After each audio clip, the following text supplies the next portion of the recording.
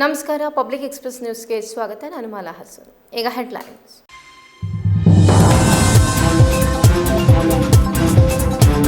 ಚನ್ನರಾಯಪಟ್ಟಣ ತಾಲೂಕಿನಲ್ಲಿ ಬರ ಪರಿಸ್ಥಿತಿಯ ಅಧ್ಯಯನ ನಡೆಸಿದ ಸಚಿವ ಕೆಎಂ ಶಿವಲಿಂಗೇಗೌಡ.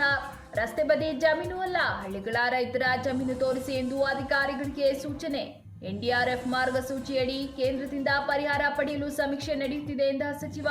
ಬರ ಅಧ್ಯಯನ ವೇಳೆ ಹಾರ ತುರಾಯಿ ಸ್ವೀಕರಿಸುವುದು ಸರಿಯಲ್ಲ. ಹಾಸನ ಜಿಲ್ಲೆಯ ಅಭಿವೃದ್ಧಿಗೆ ಪಕ್ಷಭೇದ ಮರೆತು ಎಲ್ಲರೂ ಕೈ ಜೋಡಿಸೋಣ ಎಂದು ಸಚಿವರ ಕರೆ. ಕಲ್ಲುಗಣಿ ಕ್ವಾರಿ ಹಾಗೂ ಸ್ಟೋನ್ ಕ್ರಷರ್ ಉದ್ಯಮದ ಮೇಲಿನ ದಂಡಾತ್ಮಕ ಕ್ರಮ ಹಿಂಪಡೆಯಲು ಒತ್ತಾಯ. ಬೇಡಿಕೆ ಈಡೇರದಿದ್ದರೆ ರಾಜ್ಯಾದ್ಯಂತ ಕ್ವಾರಿ ಸ್ಟೋನ್ ಕ್ರಷರ್ ಬಂದ್ ಮಾಡಿ ಉಗ್ರ ಹೋರಾಟದ ಎಚ್ಚರಿಕೆ. ಓಟಿಎಸ್ ದಂಡ, ಕೆಎಸ್ಆರ್ಎಸ್ಎಸಿ ವರದಿ ಆಧಾರಿತ ನೋಟಿಸ್ಗಳನ್ನು ತಕ್ಷಣ ರದ್ದುಪಡಿಸುವಂತೆ ಸರ್ಕಾರಕ್ಕೆ ಆಗ್ರಹ.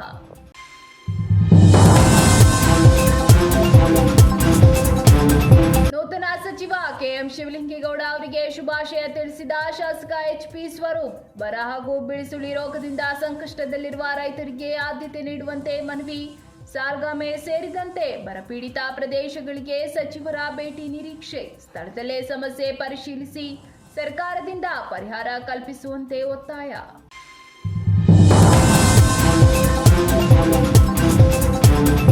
ಹಾಸನ ಜಿಲ್ಲಾ ಉಸ್ತುವಾರಿ ಸಚಿವರಾಗಿ ಅಧಿಕಾರ ಸ್ವೀಕರಿಸಿದ ಬಳಿಕ ಮೊದಲ ಬಾರಿಗೆ ಜಿಲ್ಲೆಗೆ ಭೇಟಿ ನೀಡಿದ ಸಚಿವ ಕೆಎಂ ಶಿವಲಿಂಗೇಗೌಡ ಅವರು ಇಂದು ಚನ್ನರಾಯಪಟ್ಟಣ ತಾಲೂಕಿನ ಕಲ್ಲಹಳ್ಳಿ, ಹಿರಿಸಾವೆ ಮತ್ತು ಬೂಕನ ಬೆಟ್ಟ ಸುತ್ತಮುತ್ತಲಿನ ಗ್ರಾಮಗಳಲ್ಲಿ ಬರ ಪರಿಸ್ಥಿತಿಯನ್ನು ಪರಿಶೀಲಿಸಿದರು.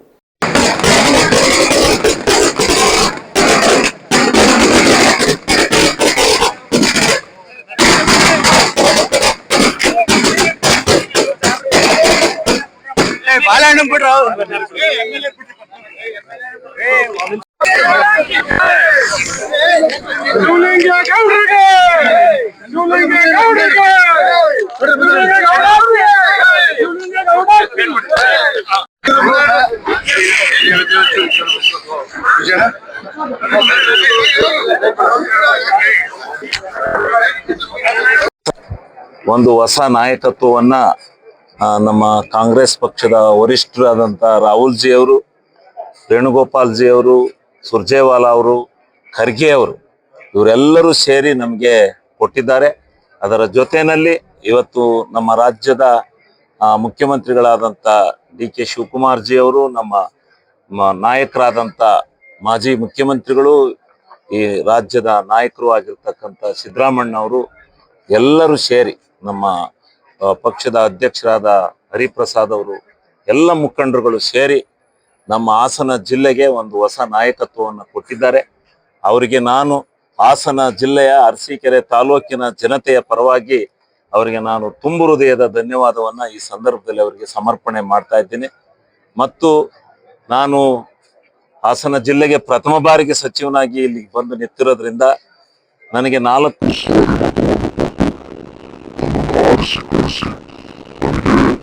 ಒಂದು ನಿರಂತರವಾಗಿರ್ತಕ್ಕಂಥ ರಾಜಕೀಯ ಶಕ್ತಿಯನ್ನು ತುಂಬಿರ್ತಕ್ಕಂಥ ನನ್ನ ಅರಸೀಕೆರೆ ಕ್ಷೇತ್ರದ ಜನತೆಗೆ ನಾನು ತುಂಬ ಹೃದಯದ ಧನ್ಯವಾದವನ್ನು ಮೊದಲು ಸಮರ್ಪಣೆ ಮಾಡಿ, ತದನಂತರ ನನ್ನ ಹಾಸನ ಜಿಲ್ಲೆಯ ಜನತೆ ನನಗೇನು ಆಶೀರ್ವಾದ ಮಾಡಿದ್ದಾರೆ, ಅವರಿಗೆ ಹಾಸನ ಜಿಲ್ಲೆಯ ಜನತೆಗೂ ಸತ್ಯ ನಾನು ತುಂಬ ಹೃದಯದ ಧನ್ಯವಾದವನ್ನು ಸಮರ್ಪಣೆ ಮಾಡಿ, ಹಾಸನ ಜಿಲ್ಲೆಯ ರಾಜಕಾರಣ ಭಾರತ ದೇಶದ ಇತಿಹಾಸದಲ್ಲಿ ಇರ್ತಕ್ಕಂಥದ್ದು. ಇಂಥ ಭಾರತ ದೇಶದ ಇತಿಹಾಸದಲ್ಲಿರ್ತಕ್ಕಂಥ ಈ ಜಿಲ್ಲೆನಲ್ಲಿ ಮಂತ್ರಿಗಿರಿಯನ್ನ ಮಾಡ್ತಕ್ಕಂಥ ಅವಕಾಶ ಸಿಕ್ಕಿರ್ತಕ್ಕಂಥದ್ದಕ್ಕೆ ನಮ್ಮ ಯಾವ ತಂದೆ ತಾಯಿಗಳ ಪುಣ್ಯವೋ ಏನೋ, ನನ್ನ ತಂದೆ ತಾಯಿಗಳ ಪುಣ್ಯ ಅಂತೇಳಿ ನಾನು ಭಾವಿಸ್ತೇನೆ. ಅಂತ ಎಲ್ಲರ ಆಶೀರ್ವಾದದಿಂದ, ನನ್ನ ಜನತೆಯ ಆಶೀರ್ವಾದದಿಂದ ಸಿಕ್ಕಿರ್ತಕ್ಕಂಥ ಈ ಒಂದು ಪವಿತ್ರವಾದಂಥ ಕೆಲಸವನ್ನು ನಾನು ಪ್ರಾಮಾಣಿಕವಾಗಿ ಅರ್ಥಪೂರ್ಣವಾಗಿ ನಿರ್ವಹಿಸ್ತೇನೆ. ನನ್ನೆಲ್ಲ ಜೊತೆಯಲ್ಲಿ ನನ್ನ ಜೊತೆಗೆ ಸಹಪಾಠಿಯಾಗಿ ನನ್ನ ಲೋಕಸಭಾ ಸದಸ್ಯರಾದಂಥ ಯುವ ನಾಯಕರು ಆಗಿರ್ತಕ್ಕಂಥ ಶ್ರೇಯಸ್ ಪಟೇಲ್ರವರು, ನಮ್ಮೆಲ್ಲ ಮುಖಂಡರುಗಳಿದ್ದಾರೆ. ನಮ್ಮ ಜಿಲ್ಲೆಯ ಎಲ್ಲ ಜನಪ್ರತಿನಿಧಿಗಳು, ನಮ್ಮ ಜಿಲ್ಲೆಯ ಎಲ್ಲ ಶಾಸಕರು, ಪಕ್ಷ ಯಾವುದೇ ಇರಲಿ, ನಾವೆಲ್ಲ ಒಟ್ಟಿಗೆ ಸೇರಿ ಈ ಜಿಲ್ಲೆಯನ್ನ ಅಭಿವೃದ್ಧಿ ಪಡಿಸ್ತಕ್ಕಂಥ ಕೆಲಸವನ್ನ ನಾವು ಪ್ರಾಮಾಣಿಕವಾಗಿ ಮಾಡಬೇಕಾಗಿದೆ. ಅನೇಕ ಜ್ವಲಂತ ಸಮಸ್ಯೆಗಳು ನಮ್ಮ ಮುಂದೆ ಇದ್ದಾವೆ. ಈ ಸಮಸ್ಯೆಗಳನ್ನ ಕೇಂದ್ರ ಮತ್ತು ರಾಜ್ಯ ಸರ್ಕಾರಗಳ ಒಕ್ಕೂಟದಿಂದ ನೆರವೇರಿಸಬೇಕಾದಂತ ಕೆಲವಿದಾವೆ. ಅದನ್ನ ಜನತೆಯ ಮುಂದೆ ಬಿಚ್ಚಿಡಬೇಕಾದಂತ ವ್ಯವಸ್ಥೆನೂ ಕೂಡ ಇದೆ. ಆದ್ರಿಂದ ನಾವು ಇವತ್ತು ಈ ಸಮಸ್ಯೆಗಳನ್ನು ಬಗೆಹರಿಸ್ತಕ್ಕಂಥ ದೃಷ್ಟಿನಲ್ಲಿ ನಾವು ಹೋರಾಟವನ್ನು ಮಾಡೋಣ. ಪಕ್ಷ ಭೇದವನ್ನು ಮರೆತು ನಾವೆಲ್ಲ ಒಂದಾಗಿ ಈ ನಮ್ಮ ಹಾಸನ ಜಿಲ್ಲೆಯನ್ನ ಪ್ರಗತಿ ಪಥದತ್ತ ಕೊಂಡೊಯ್ಯೋಣ ಅಂತಕ್ಕಂಥ ಆಶಯವನ್ನ ಈ ಸಂದರ್ಭದಲ್ಲಿ ನಾನು ವ್ಯಕ್ತ ಮಾಡ್ತಾ, ಚನ್ನರಾಯಪಟ್ಟಣ, ಹೊಳೆನರಸೀಪುರ, ಅರಕಲಗೂಡು 3 ಕ್ಷೇತ್ರವನ್ನು ಇವತ್ತು ಮುಗಿಸ್ತೇವೆ. ನಾಳೆ ಹಾಸನ ಆ ಕಡೆ ಎಲ್ಲ ಹೋಗ್ತೀವಿ, ಹಾಸನ, ಬೇಲೂರು ಎಲ್ಲ ಹೋಗ್ತೀವಿ. ಮುಗಿಸಿ ಸಂಪೂರ್ಣವಾಗಿ ವರದಿಯನ್ನು ತೆಗೆದುಕೊಂಡು ಹೋಗಿ ಕೊಡ್ತೀವಿ. ನಾಳೆ ಈ ಬರದ ಬಗ್ಗೆ, ಈ ಬರದಲ್ಲಿ ಇನ್ಶೂರೆನ್ಸ್ ಯಾವ ರೀತಿ ಇದೆ ಅದೆಲ್ಲವನ್ನು ನಿಮಗೆ ಸವಿಸ್ತಾರವಾಗಿ ಹೇಳ್ತೇನೆ. ನಾನು ಬಹಳ ಸಾರಿ ವಿಧಾನಸಭೆಯಲ್ಲಿ ಈ ರೈತರ ಪರವಾಗಿ ಹೋರಾಟವನ್ನು ಮಾಡಿರ್ತಕ್ಕಂಥ ಸಂದರ್ಭದಲ್ಲಿ ಅದಕ್ಕೆ ಫಲ ಸಿಕ್ಕಿಲ್ಲ. ಆದ್ರಿಂದ ಇವತ್ತು ರೈತರು ಸಂಕಷ್ಟದಲ್ಲಿದ್ದಾರೆ. ಅದ್ರ ಬಗ್ಗೆ ವಿವರವಾಗಿರ್ತಕ್ಕಂಥ ಮಾಹಿತಿಯನ್ನ ತಮ್ಮ ಜೊತೆ ಹಂಚ್ಕೊಂಡು ಈಗ ರೈತರಿಗೆ ಬಂದಿರತಕ್ಕಂಥ ಸಂಕಷ್ಟಕ್ಕೆ ಪರಿಹಾರವನ್ನ, ಪೂರ್ಣ ಪ್ರಮಾಣದಲ್ಲಿ ಪರಿಹಾರ ಕೊಡಕ್ ಆಗದೇ ಇದ್ರು ಕೆಲವಷ್ಟು ಪರಿಹಾರವನ್ನ ಕೊಡಿಸ್ತಕ್ಕಂಥ ನಿಟ್ಟಿನಲ್ಲಿ ಪ್ರಾಮಾಣಿಕವಾಗಿರ್ತಕ್ಕಂಥ ಹೋರಾಟವನ್ನ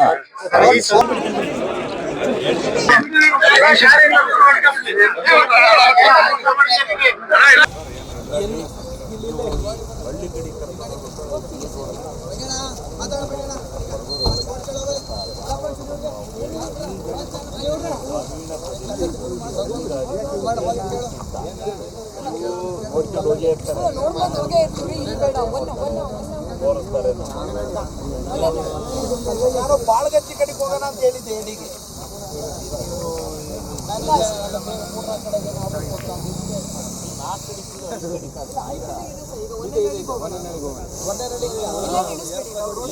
ರೋಡ್ ಸೈಡ್ ಯಾವುದು ಇವನ್ನ ಬೇಕಾದ್ರೆ ನೀವು ಫೋಟೋ ಇಟ್ಕೊಳ್ಳಿ. ನಿಮ್ಮ ಡಾಕ್ಯುಮೆಂಟ್ಸ್, ನಮ್ಮ ಫುಲ್ಲು ಡಾಕ್ಯುಮೆಂಟ್ಸ್, ಇದು ಸರ್ವೆ ನಂಬರ್ ವಾಯ್ಸ್, ಮತ್ತೆ ರೈತನ ಹೆಸರು, ಸರ್ವೆ ನಂಬರ್ ಇಷ್ಟು ಸೇರಿಸಿ ಬಿತ್ತನೆ ಆಗಿಲ್ಲ. ಸೋಯಿಂಗ್ ಆಗದೆ ಇರೋದಕ್ಕೆ ಒಂದು ಇದಿದೆ ಮಾನದಂಡ, ಸೋಯಿಂಗ್ ಆಗಿದ್ರೆ ಒಂದು ಮಾನದಂಡ ಇದೆ. ಅದು ಇನ್ಶೂರೆನ್ಸಲ್ಲಿ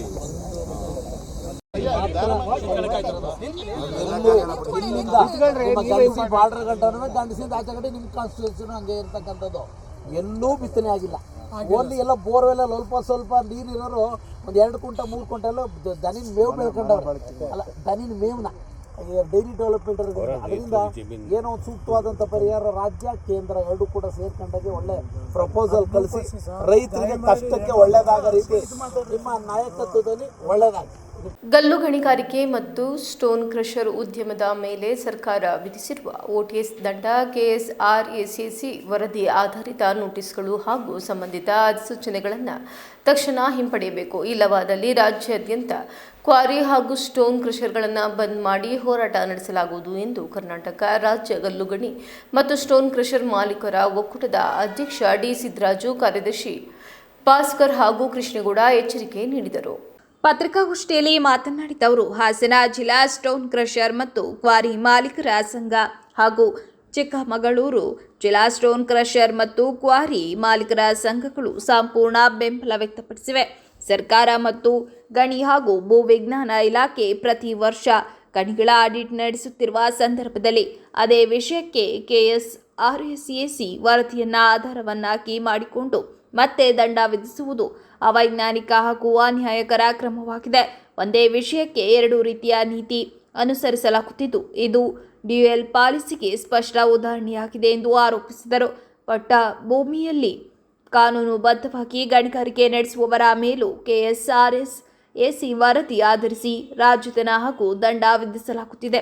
ಈ ವಿಚಾರ ಈಗಾಗಲೇ ನ್ಯಾಯಾಲಯದಲ್ಲಿ ವಿಚಾರಣೆಯಲ್ಲಿರುವುದರಿಂದ ಅಂತಹ ಪ್ರಕರಣಗಳಲ್ಲಿ ವಿಧಿಸಿರುವ ದಂಡ ಮತ್ತು ರಾಜಧನವನ್ನು ಸರ್ಕಾರ ತಕ್ಷಣ ಹಿಂಪಡೆಯಬೇಕು ಎಂದು ಒತ್ತಾಯಿಸಿದರು.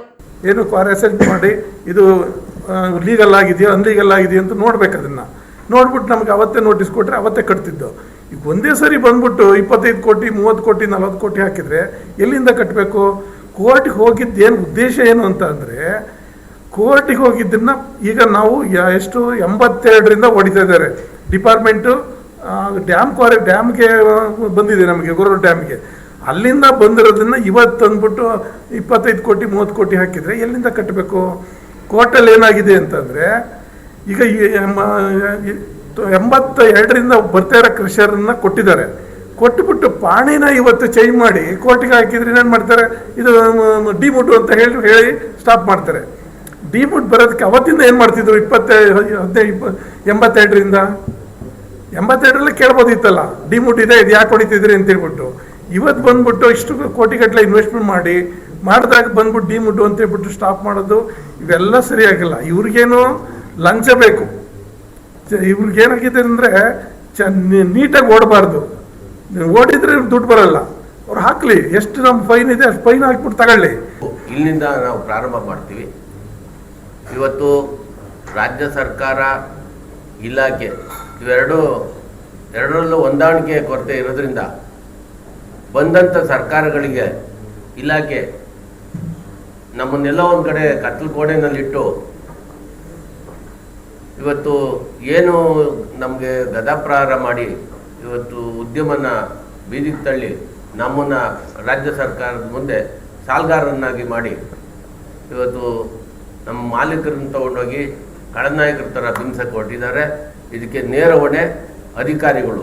ಬಂದಂಥ ಸರ್ಕಾರ ಸುಮಾರು ನಾವು ನಮ್ಮ ಬೇಡಿಕೆ 16 ವರ್ಷದಿಂದ ಈ ಒಂದು ಡಿಮ್ಯಾಂಡ್ಸ್ ಇಟ್ಟಿದ್ದೀವಿ. ಏನು ನಮ್ಮ ಡಿಮ್ಯಾಂಡ್ 5 lakhs per hectareಗೆ ಮಾಡಿ ಏನು ಪ್ರಕರಣ ಅಂತ್ಯ ಮಾಡಿ ಅಂತ ನಾವು ಕೇಳ್ತಾ ಇದ್ದೀವಿ. ಇದಕ್ಕೆ ಯಾವುದಕ್ಕೂ ಅವರು ಸೊಪ್ಪಾಗ್ತಾ ಇಲ್ಲ. ಇದಕ್ಕೆ ಇಲಾಖೆ ಸರ್ಕಾರಕ್ಕೆ ಹೊಂದಾಣಿಕೆ ಇಲ್ಲದೆ ಇರೋದ್ರಿಂದ ಅವರ ವೈಫಲ್ಯಕ್ಕೆ ನಮ್ಮನ್ನು ತಗೊಂಡೋಗಿ ಮಧ್ಯೆ ಇಟ್ಟು ನಮ್ಮನ್ನು ಈ ಒಂದು ಕೂಪಕ್ಕೆ ತಳ್ತಿದ್ದ ಇದ್ದಾರೆ, ಸಾಲಗಾರನ ಮಾಡ್ತಾ ಇದ್ದಾರೆ. ಆದ್ದರಿಂದ ಬೇಸತ್ತು ನಮ್ಮ ಮಾಲೀಕರು 2 ವರ್ಷದಿಂದ ಒಬ್ಬರು ಆತ್ಮಹತ್ಯೆ ಮಾಡಿಕೊಂಡ್ರು. ಗಣಿಗಾರಿಕೆಗೆ ಪ್ರತಿ ವರ್ಷ ನಮ್ಮ ಫಿಟ್ ಮೆಜರ್ಮೆಂಟ್ಸ್ನ ಮಾಡಿ ನಮ್ಮ ಗಣಿಯನ್ನು ಅಳತೆ ಮಾಡಿ ಅದರಲ್ಲಿ ಅಧಿಕಾರಿಗಳು ಅದಕ್ಕೆ ಏನು ಸೂಕ್ತವಾದ ಇದು ಹಾಕಬೇಕು, ರಾಯಲ್ಟೀಸ್ ಏನು ಹಾಕಬೇಕು ಅದನ್ನು ನಮಗೆ ಆಗಲೇ ನೋಟಿಸ್ ಮಾಡಿ ಕಳಿಸಿದ್ದಾರೆ. ಅದಕ್ಕೆ ಅಳತೆ ತಕ್ಕನಂಗೆ ಆ ರಾಜಧನನ ನಾವು ತುಂಬ್ತಾ ಬಂದಿದ್ದೀವಿ. ಅಳತೆ ಆ ಗುಂಡಿ ಏನೇನಿದೆ, ಆ ಪಿಟ್ಸ್ ಎಲ್ಲ ಏನೇನಿದೆ, ನಮ್ಮ ಗಣಿ ನಡೀತಾ ಇರ್ತಕ್ಕಂಥ ಸ್ಥಳಗಳನ್ನ ನೀವು ಅಳತೆ ಮಾಡಿ. ನಮಗೆ ಕೆಲಸ ಬರಲ್ಲ, ಇಷ್ಟು ವರ್ಷ ನಾವೇನು ಓದಿದ್ವೋ ನಾವೇನು ಬರ್ದಿದ್ವೋ ನಮಗೆ ಗೊತ್ತಿಲ್ಲ. ಇವಾಗ ನೀವು ಮಾಡಿಬಿಟ್ಟು ಆ ಒಂದು ಪ್ರಮಾಣನ ನಮಗೆ ಕೊಡಿ, ನಾವೆಲ್ಲಾನು ಸರಿಯಾಗಿ ಕೆಲಸ ಮಾಡಿಲ್ಲ ಅಂತ ಇಲಾಖೆನೇ ಸರೆಂಡರ್ ಆಗೋಗ್ಬಿಟ್ಟಿದೆ. ಪತ್ರಿಕಾಗೋಷ್ಠಿಯಲ್ಲಿ ಒಕ್ಕೂಟದ ಉಪಾಧ್ಯಕ್ಷ ಮನೋಜ್ ಶೆಟ್ಟಿ, ಜಿಲ್ಲಾಧ್ಯಕ್ಷ ಶಶಿಧರ್ ಕೃಷ್ಣೇಗೌಡ, ರಾಜ್ಯ ಸಂಘದ ಸಂಘಟನಾ ಕಾರ್ಯದರ್ಶಿ ಮಹೇಶ್, ಉಪಾಧ್ಯಕ್ಷ ಸೋಮಶೇಖರ್, ಮಂಜುನಾಥ್, ಉಮಾಶಂಕರ್, ರಕ್ಷಣ್ ಚೌತ್ರಿ ಇತರರು ಉಪಸ್ಥಿತರಿದ್ದರು. ನೂತನ ಸಚಿವರಾಗಿ ಅಧಿಕಾರ ಸ್ವೀಕರಿಸಿದ ಬಳಿಕ ಬರಪೀಡಿತ ಪ್ರದೇಶಗಳಿಗೆ ಭೇಟಿ ನೀಡುತ್ತಿರುವ ಸಚಿವ ಕೆಎಂ ಶಿವಲಿಂಗೇಗೌಡ ಅವರು ಜಿಲ್ಲೆಯ ರೈತ ಸಮಸ್ಯೆಗಳಿಗೆ ಆದ್ಯತೆ ನೀಡಿ ಪರಿಣಾಮಕಾರಿ ಪರಿಹಾರ ಕಲ್ಪಿಸುವ ಕೆಲಸ ಮಾಡಲಿ ಎಂದು ಹಾಸನ ಕ್ಷೇತ್ರದ ಶಾಸಕ ಎಚ್.ಪಿ. ಸ್ವರೂಪ್ ಆಶಿಸಿದರು. ಇಂದು ಮಾಧ್ಯಮದವರೊಂದಿಗೆ ಮಾತನಾಡಿದ ಅವರು, 2ನೇ ಅವಧಿಗೆ ಸಚಿವ ಸ್ಥಾನ ದೊರೆತಿರುವ ಅರಸೀಕೆರೆ ಶಾಸಕ ಕೆಎಂ ಶಿವಲಿಂಗೇಗೌಡ ಅವರಿಗೆ ಶುಭಾಶಯಗಳನ್ನು ಕೋರುತ್ತೇನೆ. ಹಾಸನ ಜಿಲ್ಲೆ ಪ್ರಸ್ತುತ ಹಲವು ಸಮಸ್ಯೆಗಳನ್ನು ಎದುರಿಸುತ್ತಿದ್ದು, ಅದರಲ್ಲೂ ಮಳೆಯ ಕೊರತೆಯಿಂದ ಬರ ಪರಿಸ್ಥಿತಿ ನಿರ್ಮಾಣವಾಗಿದೆ.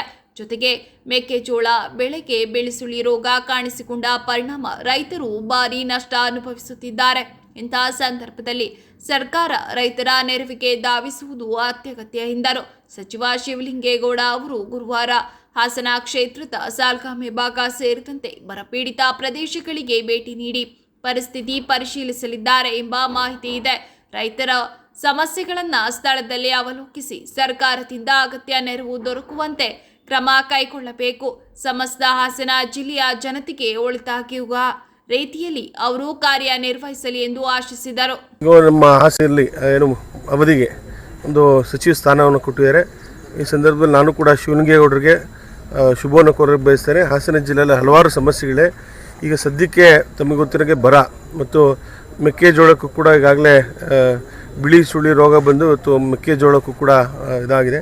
ರೈತರು ಕೂಡ ಭಾಳ ಸಂಕಷ್ಟದಲ್ಲಿದ್ದಾರೆ. ಹಾಗಾಗಿ ಸನ್ಮಾನ್ಯ ಶಿವಲಿಂಗೇಗೌಡರು ನನ್ನ ಕ್ಷೇತ್ರಕ್ಕೆ ಗುರುವಾರ ನಾಳೆ ವೀಕ್ಷಣೆ ಮಾಡ್ತಾರೆ ಸಾಲ್ಗಾಮೆ ಭಾಗ ಅಂತ ಕೇಳ್ಬಿಟ್ಟಿದ್ದೀನಿ. ನಾನು ಕೂಡ ಅವರಿಗೆ ಶುಭವನ್ನು ಕೋರಲಿಕ್ಕೆ ತಮ್ಮ ಮುಖಾಂತರ ಶುಭವನ್ನು ಕೋರಿ ಸಮಸ್ತ ಹಾಸನ ಜನತೆಗೆ ಒಂದು ಒಳ್ಳೆಯದಾಗುವಂಥ ಕೆಲಸ ಮಾಡಲಿ ಅಂತ ನಾನು ಕೂಡ ಕೇಳಕ್ಕೆ ಬಯಸ್ತೀನಿ. JDS ಪಕ್ಷದಲ್ಲೇ ಇದ್ದರು. ಅವರೀಗ ಕಾಂಗ್ರೆಸ್ಸಲ್ಲಿದ್ದಾರೆ. ಸರ್, ಈಗ ಅವರು ನಮ್ಮ ಪಕ್ಷದಲ್ಲಿ ಇದ್ರೆ ಹಿಂದೆ, ಈಗಿಲ್ಲ, ಮಾತಾಡ್ಲಿಕ್ಕೆ ಹೋಗಲ್ಲ. ಒಳ್ಳೇದಾಗಲಿ ಸರ್ ಅಷ್ಟೇ. ಹೇಮಾವತಿ ಜಲಾಶಯದಿಂದ ಎಡದಂಡೆ ನಾಲೆ ಹಾಗೂ ಚಂಗರವಳ್ಳಿ ನಾಲೆ ವ್ಯಾಪ್ತಿಯ ಅಚ್ಚುಕಟ್ಟು ಪ್ರದೇಶಗಳ ಕೆರೆ ಕಟ್ಟೆಗಳು, ಕೃಷಿ ಭೂಮಿಗಳು ಹಾಗೂ ಜಾನುವಾರುಗಳಿಗೆ ಅಗತ್ಯ ಪ್ರಮಾಣದಲ್ಲಿ ನೀರು ಹರಿಸಬೇಕು ಎಂದು ಒತ್ತಾಯಿಸಿ ಜೆಡಿಎಸ್ ಮುಖಂಡರು ಮತ್ತು ನೂರಾರು ರೈತರು ಇಂದು ತಾಲೂಕಿನ ಗುರೂರು ಹೇಮಾವತಿ ಜಲಾಶಯ ಯೋಜನೆಯ ಮುಖ್ಯ ಇಂಜಿನಿಯರ್ ಕಚೇರಿ ಎದುರು ಪ್ರತಿಭಟನೆ ನಡೆಸಿ ಅಧಿಕಾರಿಗಳಿಗೆ ಮನವಿ ಸಲ್ಲಿಸಿದರು.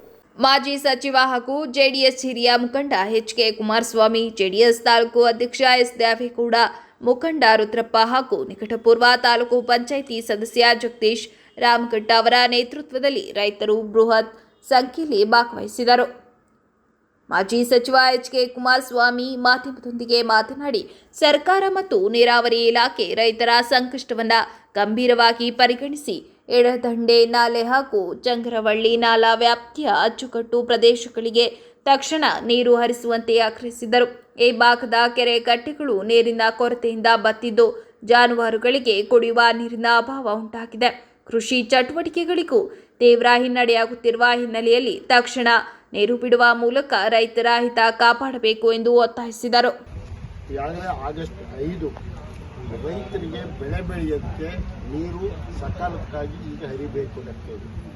ಕನಿಷ್ಠ ತಾವು ನಾಲೆಗಳಿಗೆ ಕುಡಿಯೋದಕ್ಕಾದ್ರೂ ನೀರನ್ನು ಹರಿಸಿದ್ರೆ, ಕೆರೆ ಕಟ್ಟೆಗಳಿಗೆ ಕುಡಿಯೋಕ್ಕಾದ್ರೂ ನೀರು ಹರಿಸಿದ್ರೆ ಕನಿಷ್ಠ ಜಾನುವಾರುಗಳು ನಮಗೂ ಕೂಡ ಕುಡಿಯೋದಕ್ಕೆ ನೀರು ಸಿಕ್ಕಾಗುತ್ತೆ. ಆದರೆ ಇಷ್ಟು ದಿನ ಆದರೂ ಕೂಡ ಇಲಾಖೆಯಿಂದ, ನಮ್ಮ ಪ್ರಾಜೆಕ್ಟ್ನಿಂದ ಯಾವುದೇ ರೀತಿಯ ನೀರನ್ನು ಬಿಟ್ಟಿಲ್ಲ. ನಮಗೆ ಗೊತ್ತಾಗಿದೆ, ನೀರು ಅದು ಹೇಮಾವತಿಯಿಂದ ಇರ್ಬೋದು, ಕಬಿನಿಯಿಂದ ಇರ್ಬೋದು, ಹಾರಗಿಯಿಂದ ಇರ್ಬೋದು, ತಮಿಳುನಾಡಿಗೆ ನೀರು ಹೋಗ್ತಿರೋದು ಅಧಿಕೃತವಾಗಿ ಕೂಡ ನಡೀತಿರ್ತಕ್ಕಂಥ. ನಮ್ಮ ಒತ್ತಾಯ ಏನಂತಂದರೆ, ಕನಿಷ್ಠ ಆಗಸ್ಟ್ 5 ವರ್ಷಕ್ಕೆ ಬೆಳೆ ಹಾಕಬೇಕಿತ್ತು. ನಾವು ಬೆಳೆ ಹಾಕೋದಕ್ಕೆ ಜಮೀನು ರೆಡಿ ಮಾಡೋದಕ್ಕೆ 15 ದಿನ ಹಿಡಿಯುತ್ತೆ. ಆದರೆ ಈವರೆಗೂ ಕೂಡ ತಾವು ಒಂದೇ ಒಂದು ಸ್ವಲ್ಪನೂ ನಾಲೆಗಳಿಗೆ ನೀರು ಹರಿಸಿಲ್ಲ, ಕೆರೆಕಟ್ಟೆಗಳಿಗೆ ನೀರು ಹರಿಸಿಲ್ಲ. ಆದ್ದರಿಂದ ನಮ್ಮ ರೈತರಿಗೆ ಕುಡಿಯೋಕ್ಕೆ ನೀರು ತೊಂದರೆ ಆಗಿದೆ, ಬೆಳೆಗಳಿಗೆ ತೊಂದರೆ ಆಗಿದೆ. ಮೊದಲೇ ರೈತ ಸುಮಾರು 4 ತಿಂಗಳಿಂದ ಬರದಿಂದ ತತ್ತರಿಸಿ ಹೋಗಿದ್ದಾನೆ, ನಷ್ಟದಲ್ಲಿ ಒಳಗಾಗಿದ್ದಾನೆ. ಅದಕ್ಕೆ ನಾವು ಸರ್ಕಾರವನ್ನು ನಿಮ್ಮ ಮುಖಾಂತರ ಒತ್ತಾಯ ಮಾಡ್ತಾ ಇದ್ದೇವೆ, ತಕ್ಷಣ ನಮ್ಮ ನಾಲೆಗಳಿಗೆ ನೀರನ್ನು ಹರಿಸಬೇಕು. ಕೆರೆಕಟ್ಟೆಗಳಿಗಾದ್ರೂ ಕೂಡ ಮೊದಲ ಆದ್ಯತೆ ಕುಡಿಯೋ ನೀರು, ಆಮೇಲೆ ಬೆಳೆಗಳಿಗೆ, ಆಮೇಲೆ ಇತಿಹಾಸ ಪ್ರಸಿದ್ಧವಾದಂಥ ಚಂಗರವಳ್ಳಿ ನಾಲೆ, ಲೆಫ್ಟ್ ಬ್ಯಾಂಕ್ ಚಾನಲ್ ಡ್ಯಾಮ್ ಪ್ರಾರಂಭ ಮಾಡೋದಕ್ಕಿಂತ ಹಿಂದಿಂದು ತಮಗೆ ಇತಿಹಾಸ ಗೊತ್ತಿದೆ ಅಭಿಯಂತರಾಗಿ. ಅದಕ್ಕಾದ್ರೂ ಕನಿಷ್ಠ ಅದರಲ್ಲಿ ಪರ್ಮನೆಂಟ್ ಆಗಿ ನೀರು ಹೋಗಿದೆ ಅನ್ನೋದು ನಮ್ಮ ಒತ್ತಾಯ. ಅದರಿಂದ ಹಳೆ ಇದು ಸಿಪಿ ಅದಕ್ಕೆಲ್ಲ ಅನುಕೂಲ ಆಗುತ್ತೆ ಅನ್ನೋದು ಕೂಡ ತಮಗೆ ಗೊತ್ತಿದೆ. ಅದರಿಂದ ನಾವು ನಮ್ಮ ಜನತಾದಳ ಪಕ್ಷದ ವತಿಯಿಂದ ಜಿಲ್ಲಾ ಯೂನಿಟ್ನಿಂದ ನಾವು ಹೇಳ್ತಾ ಇದ್ದೀವಿ. ಹಾಗೆ ಯಗಚಿ ಮತ್ತು ವಾಟೆಹೊಳೆ ಕೂಡ ತಮಗೆ ಗೊತ್ತಿರೋ ಹಾಗೆ ವಾಟೆಹೊಳೆನಲ್ಲಿ ನೀರು ಕಡಿಮೆನೇ ಆಗಿಲ್ಲ. ವಾಟೆಹೊಳೆನಲ್ಲಿ ಅದೇ ಸ್ಟೇಟಸ್ ಇದೆ, ಯಗಚಿನಲ್ಲೂ ಕೂಡ ಅದೇ ಸ್ಟೇಟಸ್ ಇದೆ, ಇಲ್ಲಿ ಮಾತ್ರ ಕಡಿಮೆ ಆಗಿದೆ. ಆದ್ದರಿಂದ ನಾವು ಒತ್ತಾಯ ಮಾಡ್ತಿದ್ವಿ, ನೀವು ತಕ್ಷಣ ಸರ್ಕಾರಕ್ಕೆ ತಿಳಿಸಿ ನಮ್ಮ ರೈತರಿಗೆ ನೀರನ್ನು ಹರಿಸಬೇಕು. ಇಲ್ಲಾಂದ್ರೆ ನಮ್ಮ ಮುಂದಿನ ದಿನಗಳಲ್ಲಿ ನಾವೆಲ್ಲ ರೈತರು ಹೋರಾಟವನ್ನು ಮಾಡ್ತೀವಿ.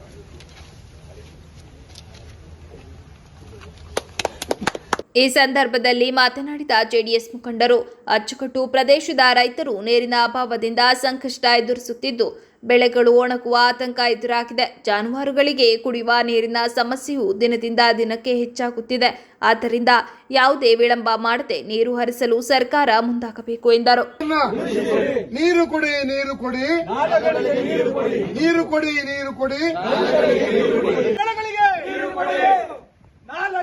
ನೀರು ಹರಿಸಿ, ನಾಲಗಳಿಗೆ ನೀರು ಹರಿಸಿ, ನಾಲಗಳಿಗೆ ನೀರು ಹರಿಸಿ.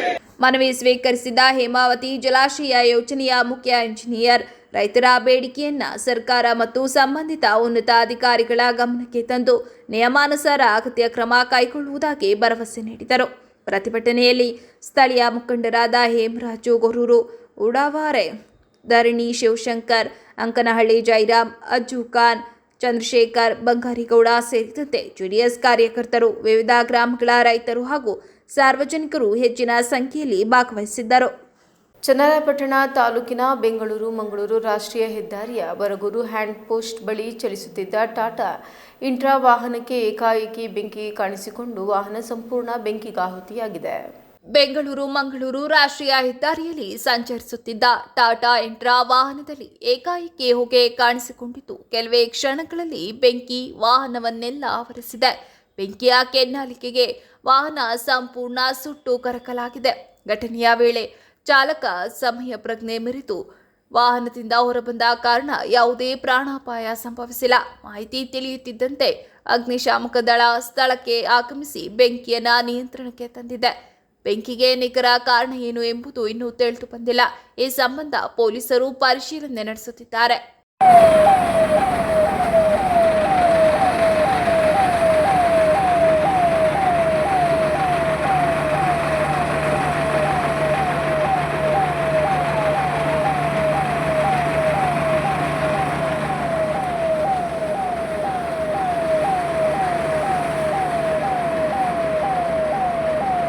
ಹಾಸನ ನಗರದ ಬಿಟಿ ಕೊಪ್ಪಲು ಕೆಎಸ್ಆರ್ಟಿಸಿ ಬಡಾವಣೆಯ ಸಮಗ್ರ ಅಭಿವೃದ್ಧಿಗೆ ಆದ್ಯತೆ ನೀಡಲಾಗುತ್ತಿದ್ದು, ಈಗ 50 ಲಕ್ಷ ವೆಚ್ಚದ ವಿವಿಧ ಮೂಲಸೌಕರ್ಯ ಅಭಿವೃದ್ಧಿ ಕಾಮಗಾರಿಗಳಿಗೆ ಇಂದು ಗುದ್ದಲಿ ಪೂಜೆ ನೆರವೇರಿಸಲಾಗಿದೆ ಎಂದು ಶಾಸಕ ಎಚ್ಪಿ ಸ್ವರೂಪ್ ತಿಳಿಸಿದರು. ಗುದ್ದಲಿ ಪೂಜೆ ಬಳಿಕ ಮಾಧ್ಯಮದೊಂದಿಗೆ ಮಾತನಾಡಿದ ಅವರು, ಬಿಟಿ ಕೊಪ್ಪಲು ಹಾಗೂ ಕೆಎಸ್ಆರ್ಟಿಸಿ ಬಡಾವಣೆಯಲ್ಲಿ ಈಗಾಗಲೇ ಕೆಲವು ಅಭಿವೃದ್ಧಿ ಕಾಮಗಾರಿಗಳು ಪೂರ್ಣಗೊಂಡಿದ್ದು, ಹೊಸದಾಗಿ ಅಭಿವೃದ್ಧಿಯಾಗುತ್ತಿರುವ ಬಡಾವಣೆಯಲ್ಲಿ ಯುಜಿಡಿ ರಸ್ತೆ ಹಾಗೂ ಚರಂಡಿ ಸೇರಿದಂತೆ ಮೂಲಭೂತ ಸೌಲಭ್ಯಗಳ ಕೊರತೆ ಇರುವ ಹಿನ್ನೆಲೆಯಲ್ಲಿ ಹಂತ ಹಂತವಾಗಿ ಎಲ್ಲ ಕಾಮಗಾರಿಗಳನ್ನು ಕೈಗೆತ್ತಿಕೊಳ್ಳಲಾಗುತ್ತಿದೆ ಎಂದರು. ಮೊದಲ ಹಂತದಲ್ಲಿ ಭೂಗತ ಒಳಚರಂಡಿ ಕಾಮಗಾರಿಗೆ ಆದ್ಯತೆ ನೀಡಲಾಗುವುದು. ಬಳಿಕ ರಸ್ತೆ ನಿರ್ಮಾಣ ಹಾಗೂ ಚರಂಡಿ ಕಾಮಗಾರಿಗಳನ್ನು ಗುಣಮಟ್ಟದೊಂದಿಗೆ ಪೂರ್ಣಗೊಳಿಸಿ ಸಾರ್ವಜನಿಕರಿಗೆ ಅಗತ್ಯ ಮೂಲ ಸೌಕರ್ಯ ಒದಗಿಸಲಾಗುವುದು ಎಂದರು. ಕೊಪ್ಪಲು ಗ್ರಾಮದ ಕೆಎಸ್ಆರ್ಟಿಸಿ ಬಡಾವಣೆ ಹಿಂದೆ ಈಗಾಗಲೇ ಕೆಎಸ್ಆರ್ಟಿಸಿ ಬಡಾವಣೆ ಹಲವಾರು ಕಾಮಗಾರಿಗಳಿಗಾಗಲೇ ಪೂರ್ಣಗೊಂಡಿದೆ. ಕಾಂಕ್ರೀಟ್ ರಸ್ತೆ ಇರ್ಬೋದು ಮತ್ತು ಕಾಂಕ್ರೀಟ್ ಸಂಪೂರ್ಣವಾಗಿ ಕೆಎಸ್ಆರ್ಟಿಸಿ ಏನು ಬಡಾವಣೆ ಪೂರ್ಣ ಆಗಿದೆ. ಇದು ಕೂಡ ಹೊಸ ಎಕ್ಸ್ಟೆನ್ಷನ್ ಏರಿಯಾ. ಹಲವಾರು ಸಮಸ್ಯೆ ಯುಜಿಡಿ ಮತ್ತು ರಸ್ತೆ ಆಗಿರ್ಬೋದು. ಇನ್ನು ಮುಂದೆನೂ ಕೂಡ ಕೆಎಸ್ಆರ್ಟಿಸಿ ಬಡಾವಣೆ ಆಗಬೇಕಾಗಿದೆ, ಇನ್ನು ಈಗಾಗಲೇ ನಾವು ಮೊದಲನೇ ಹಂತದಲ್ಲಿ 50 ಲಕ್ಷಕ್ಕೆ ಈಗ ಗುದ್ದಲಿ ಪೂಜೆ ಮಾಡಿದ್ದೀವಿ. ಇವತ್ತು ಚರಂಡಿ ಈಗಾಗಲೇ ಮತ್ತು ಮಹಾತ್ಮ ಗಾಂಧೀಜಿ ವಿಕಾಸ ಯೋಜನೆಯಲ್ಲಿ ಈಗ 9 ಕೋಟಿ ಏನು ನಮ್ಮ ರಿಂಗ್ ರಸ್ತೆಯಿಂದ ಅಲ್ಲಿಂದ ಶುರುವಾಗಿ ಏನು RTO ಆಫೀಸ್ ಕಡೆಯಿಂದ ಬಂದು ಈಗ ಮತ್ತು ಅರಸೀಕೆರೆ ರಸ್ತೆಗೆ ಸೇರುವಂತೆ 9 ಕೋಟಿ ಹಣವನ್ನು ಕೂಡ ಈಗಾಗಲೇ ಹಾಕಿದ್ದೀವಿ. ಶೀಘ್ರದಲ್ಲಿ ಅದು ಕೂಡ ಗುದ್ದಲಿ ಪೂಜೆ ಮಾಡ್ತೀವಿ. ಮೊದಲನೇ ಹಂತದಲ್ಲಿ ಯುಜಿಡಿ ತಗೊಂಡು ನಂತರ ರಸ್ತೆ ಮತ್ತು ಚರಂಡಿ ಕಾಮಗಾರಿಗಳನ್ನ ಪೂರ್ಣಗೊಳಿಸ್ತೀವಿ. ಹಲವಾರು ಕೆಲಸಗಳು ಆಗಬೇಕಾದ್ರೂ ಕೂಡ ನಮ್ಮ ಎಲ್ಲ ನಾಗರಿಕರು ನಮಗೆ ಸಹಕಾರನ ಕೊಡ್ತಾ ಇದ್ದಾರೆ. ಸ್ವಲ್ಪ ನಮಗೂ ಮುಂದೆ ಒಂಚೂರು ಸಹಕಾರ ಕೊಟ್ಟರೆ ಹಂತವಾಗಿ ಎಲ್ಲ ಕಾಮಗಾರಿಗಳನ್ನ ಪೂರ್ಣಗೊಳಿಸುವಂಥ ಪ್ರಾಮಾಣಿಕ ಪ್ರಯತ್ನ ಮಾಡ್ತೀವಿ. ಈ ಸಂದರ್ಭದಲ್ಲಿ ಸ್ಥಳೀಯ ಅಧಿಕಾರಿಗಳು, ಗುತ್ತಿಗೆದಾರರು ಹಾಗೂ ಬಡಾವಣೆಯ ನಿವಾಸಿಗಳು ಉಪಸ್ಥಿತರಿದ್ದರು. ಕರ್ನಾಟಕ ರಾಜ್ಯ ಕಾರ್ಯನಿರತ ಪತ್ರಕರ್ತರ ಸಂಘ, ಹಾಸನ ಜಿಲ್ಲಾ ಕಾರ್ಯನಿರತ ಪತ್ರಕರ್ತರ ಸಂಘ ಹಾಗೂ ಹೊಳೆನರಸೀಪುರ ತಾಲೂಕು ಕಾರ್ಯನಿರತ ಪತ್ರಕರ್ತರ ಸಂಘದ ಸಂಯುಕ್ತ ಆಶ್ರಯದಲ್ಲಿ ಕಟ್ಟೆಬೆಳಗುಳಿ ಶ್ರೀರಾಮದೇವರ ಅಣೆಕಟ್ಟಿನ ಸಭಾಂಗಣದಲ್ಲಿ ನಡೆದ ಪತ್ರಿಕಾ ದಿನಾಚರಣೆ ಕಾರ್ಯಕ್ರಮದಲ್ಲಿ ಪ್ರಾಮಾಣಿಕತೆ, ನೈತಿಕ ಹಾಗೂ ಸಮಾಜಮುಖಿ ಪತ್ರಿಕೋದ್ಯಮವನ್ನು ಬಲಪಡಿಸುವ ಅಗತ್ಯವನ್ನು ವಿವಿಧ ಗಣ್ಯರು ಒತ್ತಿ ಹೇಳಿದರು. ಕಾರ್ಯಕ್ರಮದಲ್ಲಿ ಮಾಜಿ ಸಚಿವ ಎಚ್.ಡಿ. ರೇವಣ್ಣ, ಅರಕಲಗೂಡು ಶಾಸಕ ಎ. ಮಂಜು, ರಾಜ್ಯಾಧ್ಯಕ್ಷ ಶಿವಾನಂದ ತಗಡೂರು, ರಾಜ್ಯ ಉಪಾಧ್ಯಕ್ಷ ಮದನ್ ಗೌಡ ಹಾಗೂ ಜಿಲ್ಲಾಧ್ಯಕ್ಷ ಜಿ.ಆರ್. ಕೆಂಚೇಗೌಡ ಸೇರಿದಂತೆ ಹಲವರು ಭಾಗವಹಿಸಿ ಪತ್ರಿಕೋದ್ಯಮದ ಜವಾಬ್ದಾರಿ, ಪತ್ರಕರ್ತರ ಸಮಸ್ಯೆಗಳು ಮತ್ತು ಜಿಲ್ಲೆಯ ಅಭಿವೃದ್ಧಿ ಕುರಿತು ಅಭಿಪ್ರಾಯ ಹಂಚಿಕೊಂಡರು. ಮಾಜಿ ಸಚಿವ ಎಚ್.ಡಿ. ರೇವಣ್ಣ ಮಾತನಾಡಿ, ತಮ್ಮ 3 ದಶಕಗಳ ಶಾಸಕ ಜೀವನದಲ್ಲಿ ಪತ್ರಕರ್ತರ ರಚನಾತ್ಮಕ ಸಲಹೆಗಳು ಹಾಗೂ ವಿಮರ್ಶೆಗಳು ಜನ ಸೇವೆಗೆ ಮಾರ್ಗದರ್ಶನ ನೀಡಿವೆ ಎಂದು ಹೇಳಿದರು. ಹಾಸನ ಜಿಲ್ಲೆಯ ಅಭಿವೃದ್ಧಿಗೆ ಪತ್ರಿಕಾ ರಂಗದ ಕೊಡುಗೆ ಅಪಾರವಾಗಿದ್ದು, ಐಐಟಿ ಹಾಗೂ ಕೇಂದ್ರೀಯ ವಿಶ್ವವಿದ್ಯಾಲಯ ಸ್ಥಾಪನೆಗಾಗಿ ಕೈಗೊಂಡ ಪ್ರಯತ್ನಗಳು, ಜಿಲ್ಲೆಯ ಅಭಿವೃದ್ಧಿ ಯೋಜನೆಗಳು ಹಾಗೂ ಮೂಲ ಸೌಕರ್ಯ ವೃದ್ಧಿಗೆ ಕೈಗೊಂಡ ಕ್ರಮಗಳನ್ನು ಸ್ಮರಿಸಿದರು. ಕಾರ್ಯನಿರತ ಪತ್ರಕರ್ತರ ಸಂಘದ ಅಧ್ಯಕ್ಷರಾದಂಥ ವೆಂಕಟೇಶಣ್ಣರಿಗೆ ಮೊದಲನೇದಾಗಿ ನಾನು ಅವರಿಗೆ ತಾಲೂಕಿನ ಪತ್ರಕರ್ತರ ಪರವಾಗಿ ಅವರಿಗೆ ಒಂದು ಕೃತಜ್ಞತೆ ಸಲ್ಲಿಸಬೇಕು. ಇವತ್ತು ಜಿಲ್ಲಾ ಮಟ್ಟ ಎಲ್ಲ ಹಿರಿಯ ಪತ್ರಿಕಾ ಪ್ರತಿನಿಧಿಗಳನ್ನು ಕರೆಸಿ ಇವತ್ತು ನಮ್ಮ ತಾಲೂಕಿನಲ್ಲಿ ಒಂದು ಪತ್ರಿಕಾ ದಿನಾಚರಣೆ ಆಚರಣೆ ಮಾಡ್ತಾ ಇರೋದು ನಿಜಕ್ಕೂ ಒಂದು ಹೆಮ್ಮೆಯ ವಿಷಯ ಅಂತ ಹೇಳಬೇಕು. ಏಕೆಂದರೆ ಈ ರಾಷ್ಟ್ರದಲ್ಲಿ ಪತ್ರಿಕಾ ರಂಗ ಇರಬೇಕು. ಒಂದು ಕಡೆ ನ್ಯಾಯಾಂಗ, ಇನ್ನೊಂದು ಕಡೆ ಪತ್ರಿಕಾ ರಂಗ, ಇನ್ನೊಂದು ಕಡೆ ಶಾಸಕ. ಏಕೆಂದರೆ ಯಾವುದೇ ಇದ್ದಿದ್ದಾಗ ಅದನ್ನು ತಿಳಿಸೋದು ಪತ್ರಿಕಾ ಧರ್ಮ ಅಂತ ಹೇಳಬೇಕು. ಈ ಸಮಾರಂಭಕ್ಕೆ ನನ್ನ ಉದ್ಘಾಟನೆ ಕರೆಸಲಿಕ್ಕೆ ನಾನು ತಾಲೂಕು ಮತ್ತು ಜಿಲ್ಲೆಯ ಎಲ್ಲ ಹಿರಿಯ ಪತ್ರಿಕಾ ಪ್ರತಿನಿಧಿಗಳಿಗೆ, ಎಲ್ಲ ಜಿಲ್ಲೆಯಿಂದ ಬಂದಿರುವ ಎಲ್ಲರ ಪರವಾಗಿ ನಾನು ಅವರಿಗೆ ಕೃತಜ್ಞತೆ ಸಲ್ಲಿಸುತ್ತೇನೆ. ಮತ್ತು ಈ ಸಮಾರಂಭದಲ್ಲಿ ನಮ್ಮ ರಾಜ್ಯಾಧ್ಯಕ್ಷರು ಅವ್ರದ್ದೇ ಆದಂಥ ಒಂದು ಜಿಲ್ಲೆಯಿಂದ ರಾಜ್ಯ ಮಟ್ಟಕ್ಕೆ, ರಾಷ್ಟ್ರ ಮಟ್ಟಕ್ಕೆ ಹೋದಂಥ ನಮ್ಮ ತಗಡೂರು ಶಿವಾನಂದರು ಆಯ್ತು, ಶಿವಾನಂದವರು ತಗಡೂರವರು, ಅವ್ರಿಗೂ ನಾನು ಇವತ್ತು ಸನ್ನಿವೇಶದಲ್ಲಿ ಅವರು ಈ ಜಿಲ್ಲೆಯಿಂದ ರಾಜ್ಯ ಮಟ್ಟ, ರಾಷ್ಟ್ರ ಮಟ್ಟದವರೆಗೆ ಹೋಗಿದ್ದಾರೆ ಅವರಿಗೆ. ಮತ್ತು ಅದಲ್ಲದೆ ನಮ್ಮ ಮದನಗೌಡರು, ಅವರು ಅಷ್ಟೇ ರಾಷ್ಟ್ರ ಮಟ್ಟದಲ್ಲಿ ಇರಬೇಕು ನನ್ನಂತ ಇದೆ. ರಾಷ್ಟ್ರ ಮಟ್ಟ ರಾಜ್ಯದ ಉಪಾಧ್ಯಕ್ಷರಾದ ಮದನಗೌಡರು ಕಾರ್ಯಕ್ರಮವನ್ನು ರೂಪಿಸಿ ಜಿಲ್ಲೆಗೆ ಒಂದು ಗೌರವ ತಂದಿರುವ ವ್ಯಕ್ತಿ ಇದ್ದರೆ ಅದು ಮದನಗೌಡರು. ಶಾಸಕ ಎ ಮಂಜು ಮಾತನಾಡಿ, ಪತ್ರಿಕಾ ರಂಗವು ಸಮಾಜದ ಕನ್ನಡಿಯಾಗಿದ್ದು ಜನರ ಸಮಸ್ಯೆಗಳನ್ನು ಆಡಳಿತದ ಗಮನಕ್ಕೆ ತಂದು ನ್ಯಾಯ ದೊರಕಿಸುವಲ್ಲಿ ಪ್ರಮುಖ ಪಾತ್ರ ವಹಿಸುತ್ತಿದೆ ಎಂದರು. ಪತ್ರಕರ್ತರು ಪರಸ್ಪರ ಒಗ್ಗಟ್ಟಿನಿಂದ ಸಮಾಜದ ಹಿತಾಸಕ್ತಿಗಾಗಿ ಕಾರ್ಯನಿರ್ವಹಿಸಬೇಕು ಎಂದು ಕರೆ ನೀಡಿದರು. ಇವತ್ತು ನೀವು ನಿಮ್ಮ ಕುಟುಂಬದವ್ರ ಜೊತೆ ತಾವೆಲ್ಲರೂ ಕೂಡ ಇದನ್ನು ಬಿಟ್ಟು ಎಲ್ಲ ಪತ್ರಿಕಾ ಉದ್ಯಮವನ್ನು ಮರೆತು ನೀವು ವೈಯಕ್ತಿಕವಾಗಿ ಎಲ್ಲರೂ ಕೂಡ ಪರಸ್ಪರ ಅಥವಾ ಎಲ್ಲಿ ಅನ್ಯಾಯ ಆಗಿದೆ, ಏನಾಗಿದೆ, ಏನು ಮಾಡ್ತಾವ್ರೆ ಅಂತ ಚರ್ಚೆ ಮಾಡ್ಕೊಳ್ತಕ್ಕಂಥ ಒಂದು ಆಚರಣೆಯನ್ನು ನೀವು ಮಾಡ್ಕೊಂಡಿದ್ದೀರಿ. ಅದಕ್ಕೆ ನಮ್ಮನ್ನು ಕರೆಸಿದ್ದಕ್ಕೆ ಮುಂದೆ ವೈಯಕ್ತಿಕವಾಗಿ ಹೊಳೆನರಸೀಪುರ ಪತ್ರಿಕೆ ವೆಂಕಟೇಶ್ ಅವ್ರಿಗೆ ಧನ್ಯವಾದ ಸಂದರ್ಭದಲ್ಲಿ ಹೇಳಿ ಭಗವಂತ ನಿಮ್ಗೆಲ್ಲರಿಗೂ ಒಳ್ಳೇದು ಮಾಡಿ. ಕರ್ನಾಟಕ ರಾಜ್ಯ ಕಾರ್ಯನಿರತ ಪತ್ರಕರ್ತರ ಸಂಘದ ರಾಜ್ಯಾಧ್ಯಕ್ಷ ಶಿವಾನಂದ ತಗಡೂರು ಮಾತನಾಡಿ, ಹೊಳೆನರಸೀಪುರ ತಾಲೂಕಿನಲ್ಲಿ ಪತ್ರಕರ್ತರ ಭವನ ಹಾಗೂ ಕಚೇರಿ ನಿರ್ಮಾಣಕ್ಕೆ ನಿವೇಶನ ಒದಗಿಸುವಂತೆ ಮಾಜಿ ಸಚಿವ ಎಚ್ ಡಿ ರೇವಣ್ಣ ಅವರಿಗೆ ಮನವಿ ಸಲ್ಲಿಸಿದರು. ರಾಜ್ಯದ ಹಲವು ಜಿಲ್ಲೆಗಳಲ್ಲಿ ಪತ್ರಕರ್ತರಿಗೆ ಭವನ ಹಾಗೂ ನಿವೇಶನ ಕಲ್ಪಿಸಿರುವ ಮಾದರಿಯಲ್ಲೇ ಹೊಳೆನರಸೀಪುರದಲ್ಲಿಯೂ ಸೌಲಭ್ಯ ಕಲ್ಪಿಸಬೇಕು ಎಂದು ಒತ್ತಾಯಿಸಿದರು. ಅವಕಾಶವನ್ನು ಬಳಸ್ಕೊಂಡಿಲ್ಲ ಅಂತ ಹೇಳಿದ್ದಾರೆ. ಈ ಅವಕಾಶವನ್ನು ನೀವು ಈ ಬಾರಿ ಅದನ್ನು ಬಳಸ್ಕೊಳ್ಳಿ ಅಂತೇಳಿ ವಿನಂತಿಯನ್ನು ಮಾಡ್ತೇನೆ. ಆಮೇಲೆ ಒಂದು ತಾಲೂಕು ಪತ್ರಕರ್ತರ ಭವನ ಇಲ್ಲ ಅನ್ನೋದನ್ನು ಕೂಡ ನೀವೆಲ್ಲರ ಪರವಾಗಿ ಅವರ ಗಮನಕ್ಕೆ ತಂದಿದ್ದೀವಿ. ಯಾಕೆಂದರೆ ಇದು ಮುಖ್ಯಮಂತ್ರಿಗಳನ್ನು ಕೊಟ್ಟಂಥ ಜಿಲ್ಲೆ, ಈ ಪೂರ್ವ ಮುಖ್ಯಮಂತ್ರಿಗಳನ್ನು ಕೊಟ್ಟಂಥ ಜಿಲ್ಲೆ, ಪ್ರಧಾನಿಗಳನ್ನು ಕೊಟ್ಟಂಥ ಜಿಲ್ಲೆ. ಆದರೆ ನಿಮ್ಮ ದೌರ ಕ್ಷೇತ್ರದಲ್ಲಿ ಒಂದು ಭವನ ಇಲ್ಲ ಅನ್ನೋದು ಎಲ್ಲವೂ ಕೋರಿಕೆ ನಮಗಿದೆ, ಅದನ್ನು ಮಾಡಿಕೊಡಿ ಅಂತೇಳಿ ಅದನ್ನು ಕೇಳಿದರೆ ಆಯ್ತು ಮಾಡೋಣ ಅಂತೇಳಿ ಹೇಳಿದ್ದಾರೆ. ಬಹುಶಃ ಈಗ ಅವರಿಗೆ ಎಲ್ಲವೂ ಕೂಡ ಮನಪರಿವರ್ತನೆ ಆಗಿದೆ ಮತ್ತು ಕೆಲಸ ಮಾಡಬೇಕು ಅಂತ ಹೇಳಿ ಉಮೇದು ಬಂದಿದೆ. ಬಹುಶಃ ಇಲ್ಲಿ ಅದನ್ನು ಅನೌನ್ಸ್ ಮಾಡ್ತಾರೆ ಅಂತೇಳಿ ಅಂದ್ಕೊಂಡಿದ್ದೀನಿ. ಜೊತೆಗೆ ರಾಜ್ಯಕ್ಕೆ ಜಿಲ್ಲಾ ಪತ್ರಕರ್ತರ ಭವನದ ರಿನೋವೇಷನ್ಗಳು ಕೂಡ ನಮ್ಮ ರೇವಣ್ಣ ಅವರಲ್ಲಿ ಮನವಿಯನ್ನು ಮಾಡಿದರು. ಅದನ್ನು ಕೂಡ ಖಂಡಿತವಾಗಿ ನಿರ್ವಹಿಸ್ತೀನಿ ಅಂತೇಳಿ ಹೇಳಿದ್ದಾರೆ. ಇಷ್ಟು ಕೆಲಸವನ್ನು ನೀವೆಲ್ಲರ ಪರವಾಗಿ ನಾನು ಮದನಗೌಡರು, ಕೆಂಚೇಗೌಡರು ಬೆಳಿಗ್ಗೆ ಅವ್ರ ಮನೆಗೆ ಭೇಟಿ ಕೊಟ್ಟ ಸಂದರ್ಭದಲ್ಲಿ ಆದಂಥ ಚರ್ಚೆ ನಮ್ಮೆಲ್ಲರ ಗಮನಕ್ಕೆ ಬಂದಿದೆ. ಇವತ್ತು ಪತ್ರಿಕಾ ದಿನಾಚರಣೆ ಸ್ನೇಹಿತರೆ, ನಾವೆಲ್ಲರೂ ವೃತ್ತಿಪರವಾಗಿ ಇರುವಂಥವ್ರು. ಇವತ್ತು ಪತ್ರಿಕಾ ದಿನಾಚರಣೆ ಸಂದರ್ಭದಲ್ಲಾದರೂ ನಮ್ಮ ವೃತ್ತಿಯ ಬಗ್ಗೆ ಆತ್ಮಾವಲೋಕನ ಮಾಡಿಕೊಳ್ಳುವಂಥ, ಇನ್ನಷ್ಟು ಕ್ರಿಯಾಶೀಲವಾಗಿ ವರದಿಗಾರರಾಗಿ ಪತ್ರಕರ್ತರಾಗಿ ಸಾಕಷ್ಟು ವರದಿಗಳನ್ನು ಕಟ್ಟಿಕೊಡುವಂಥ, ಆ ಮೂಲಕ ನಮ್ಮ ವೃತ್ತಿಗೆ ಗೌರವ ತಂದುಕೊಡುವಂಥ, ಘನತೆ ತಂದುಕೊಡುವಂಥ ಕೆಲಸವನ್ನು ನಾವು ನೀವು ಸೇರಿ ಒಟ್ಟಾಗಿ ಮಾಡೋಣ.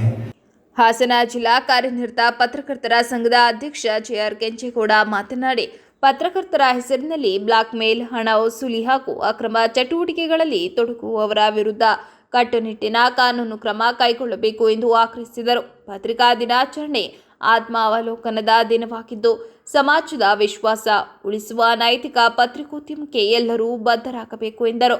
ರಾಜ್ಯ ಉಪಾಧ್ಯಕ್ಷ ಮದನಗೌಡ ಮಾತನಾಡಿ, ಯೂಟ್ಯೂಬ್, ಸಾಮಾಜಿಕ ಜಾಲತಾಣ ಹಾಗೂ ಆರ್ಟಿಐ ಹೆಸರಿನಲ್ಲಿ ಕೆಲವರು ಪತ್ರಕರ್ತರಂತೆ ವರ್ತಿಸಿ ಅಧಿಕಾರಿಗಳಿಗೆ ಅನಗತ್ಯ ಒತ್ತಡ ಹೇರುವ ಪ್ರವೃತ್ತಿ ಹೆಚ್ಚುತ್ತಿದೆ ಎಂದು ಆತಂಕ ವ್ಯಕ್ತಪಡಿಸಿದರು.